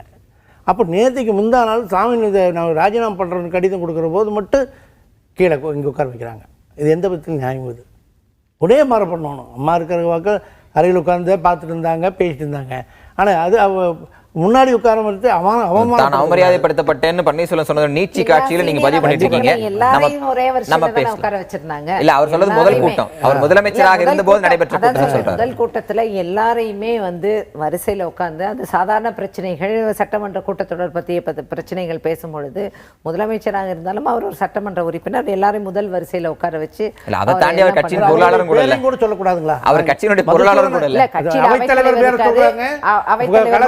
தலைமை நிலைய செயலாளர் அவங்க பேர் சொல்லக்கூடாது. இல்ல தலைமை நிலைய செயலாளர், பிடபிள்யூடி மினிஸ்டர் இருக்கார், கட்சியில அந்த தலைமை நிலையத்திற்குள்ள அந்த செயலாளர் எல்லாருமே தானே அதே வரிசையில தானே உட்கார. இவர்கள் எல்லாரும் முதலமைச்சருக்கு ஒப்பிடாயிருவாங்களா?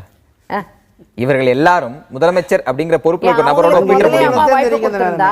அவங்களுக்கு வாய்ப்பு கொடுத்திருந்தா அவங்களும் முதலமைச்சர் ஆயிருப்பாங்க. இல்ல ஆயிருப்பாங்கன்றது ஹைபோதெட்டிக்கல். நான் கேட்பது இன்னைக்கு பிராக்டிகலா பேசுங்க. அன்னைக்கு வேற யாரையோ நம்ம மாண்புமிகு சின்னம்மா அவர்கள் வேற யாரையும் முதலமைச்சரா நீங்க கொடுத்திருக்கலாமே. அப்படிங்கிறது இல்ல. நீங்க 3ஆம் முறையும் அவரை தானே தேர்வு செஞ்சீங்க. தேர்வு செய்யும் போது அவர் தேவைப்பட்ட பன்னீர்செல்வம் கூட்டத்தில் 2ஆம் இடத்திலும் 3ஆம் இடத்திலும் 5ஆம் எண்ணிக்கையில புகைப்படங்கள் எடுக்கும்போது 5ஆம் வரிசையில் நிக்க வைக்கப்படுவது என்பது நியாயமானதுன்னு அமைச்சராக இருந்து நீங்க சொல்றீங்களா? இல்ல நியாயம்தான். கட்சியில அன்னைக்கு நடந்தது வந்து ராஜினாமா. உங்களுக்கு கட்சிக்குள்ள அவர் என்னவாக இருக்கலாம்? ஓட்டு போட்ட எனக்கு அவர் என்னுடைய பிரதிநிதி, என்னுடைய முதன்மை பிரதிநிதி, அவருக்கு என்ன மரியாதை அளிக்கப்படுகிறது நீங்க எனக்கு சொல்ல என்ன போட்ட சாமானிய சொல்ல வேண்டிய பதில். முதன்மை பிரதிநிதிய கட்சி அலுவலகத்துக்குள்ள நடக்கக்கூடியது சட்டமன்ற உறுப்பினர்களுக்கு பொதுச் செயலாளர் சில ஆலோசனைகள் சொல்ல வேண்டும் என்பதற்காக முதன்மை பிரதிநிதியைத்தான் முதலிலே அமர வைத்திருந்தார்கள்.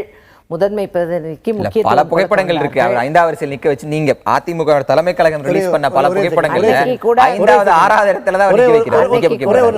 அன்னைக்கு கூட பேரறிஞர் பெருந்தகை அண்ணா அவர்களுடைய நினைவு நாள்ல கூட தலைவர் சமாதிக்கு வரும்பொழுது சின்னமாவே அவரை பக்கத்துல கூப்பிட்டு வாங்கன்னு சொல்லி ரீத்தை பிடிக்க வச்சது அதெல்லாம் அந்த காட்சிகள்லாம் வந்து அடுத்த சமாதியில் வரும்போதும் தம்பி தான் முன்னாடி நிற்கிறாரு, அவர் பின்னாடி நின்றார். அதையும் பார்த்துருக்கேன். பேசுவோம் ஒரு இடைவேளை. திரு சேகர், நீங்க தொடர்ச்சியாக குறுக்கிட விரும்பினீர்கள், ஆனால் போதிய நேரம் இல்லாத இடைவேளை எடுத்துக்கிறேன். இடைவேளைக்கு முடிந்து வரும்போது முதலாவதாக உங்களிடம் வருகிறேன். இடைவேளைக்கு பிறகு நேர்பட பேச தொடரும்.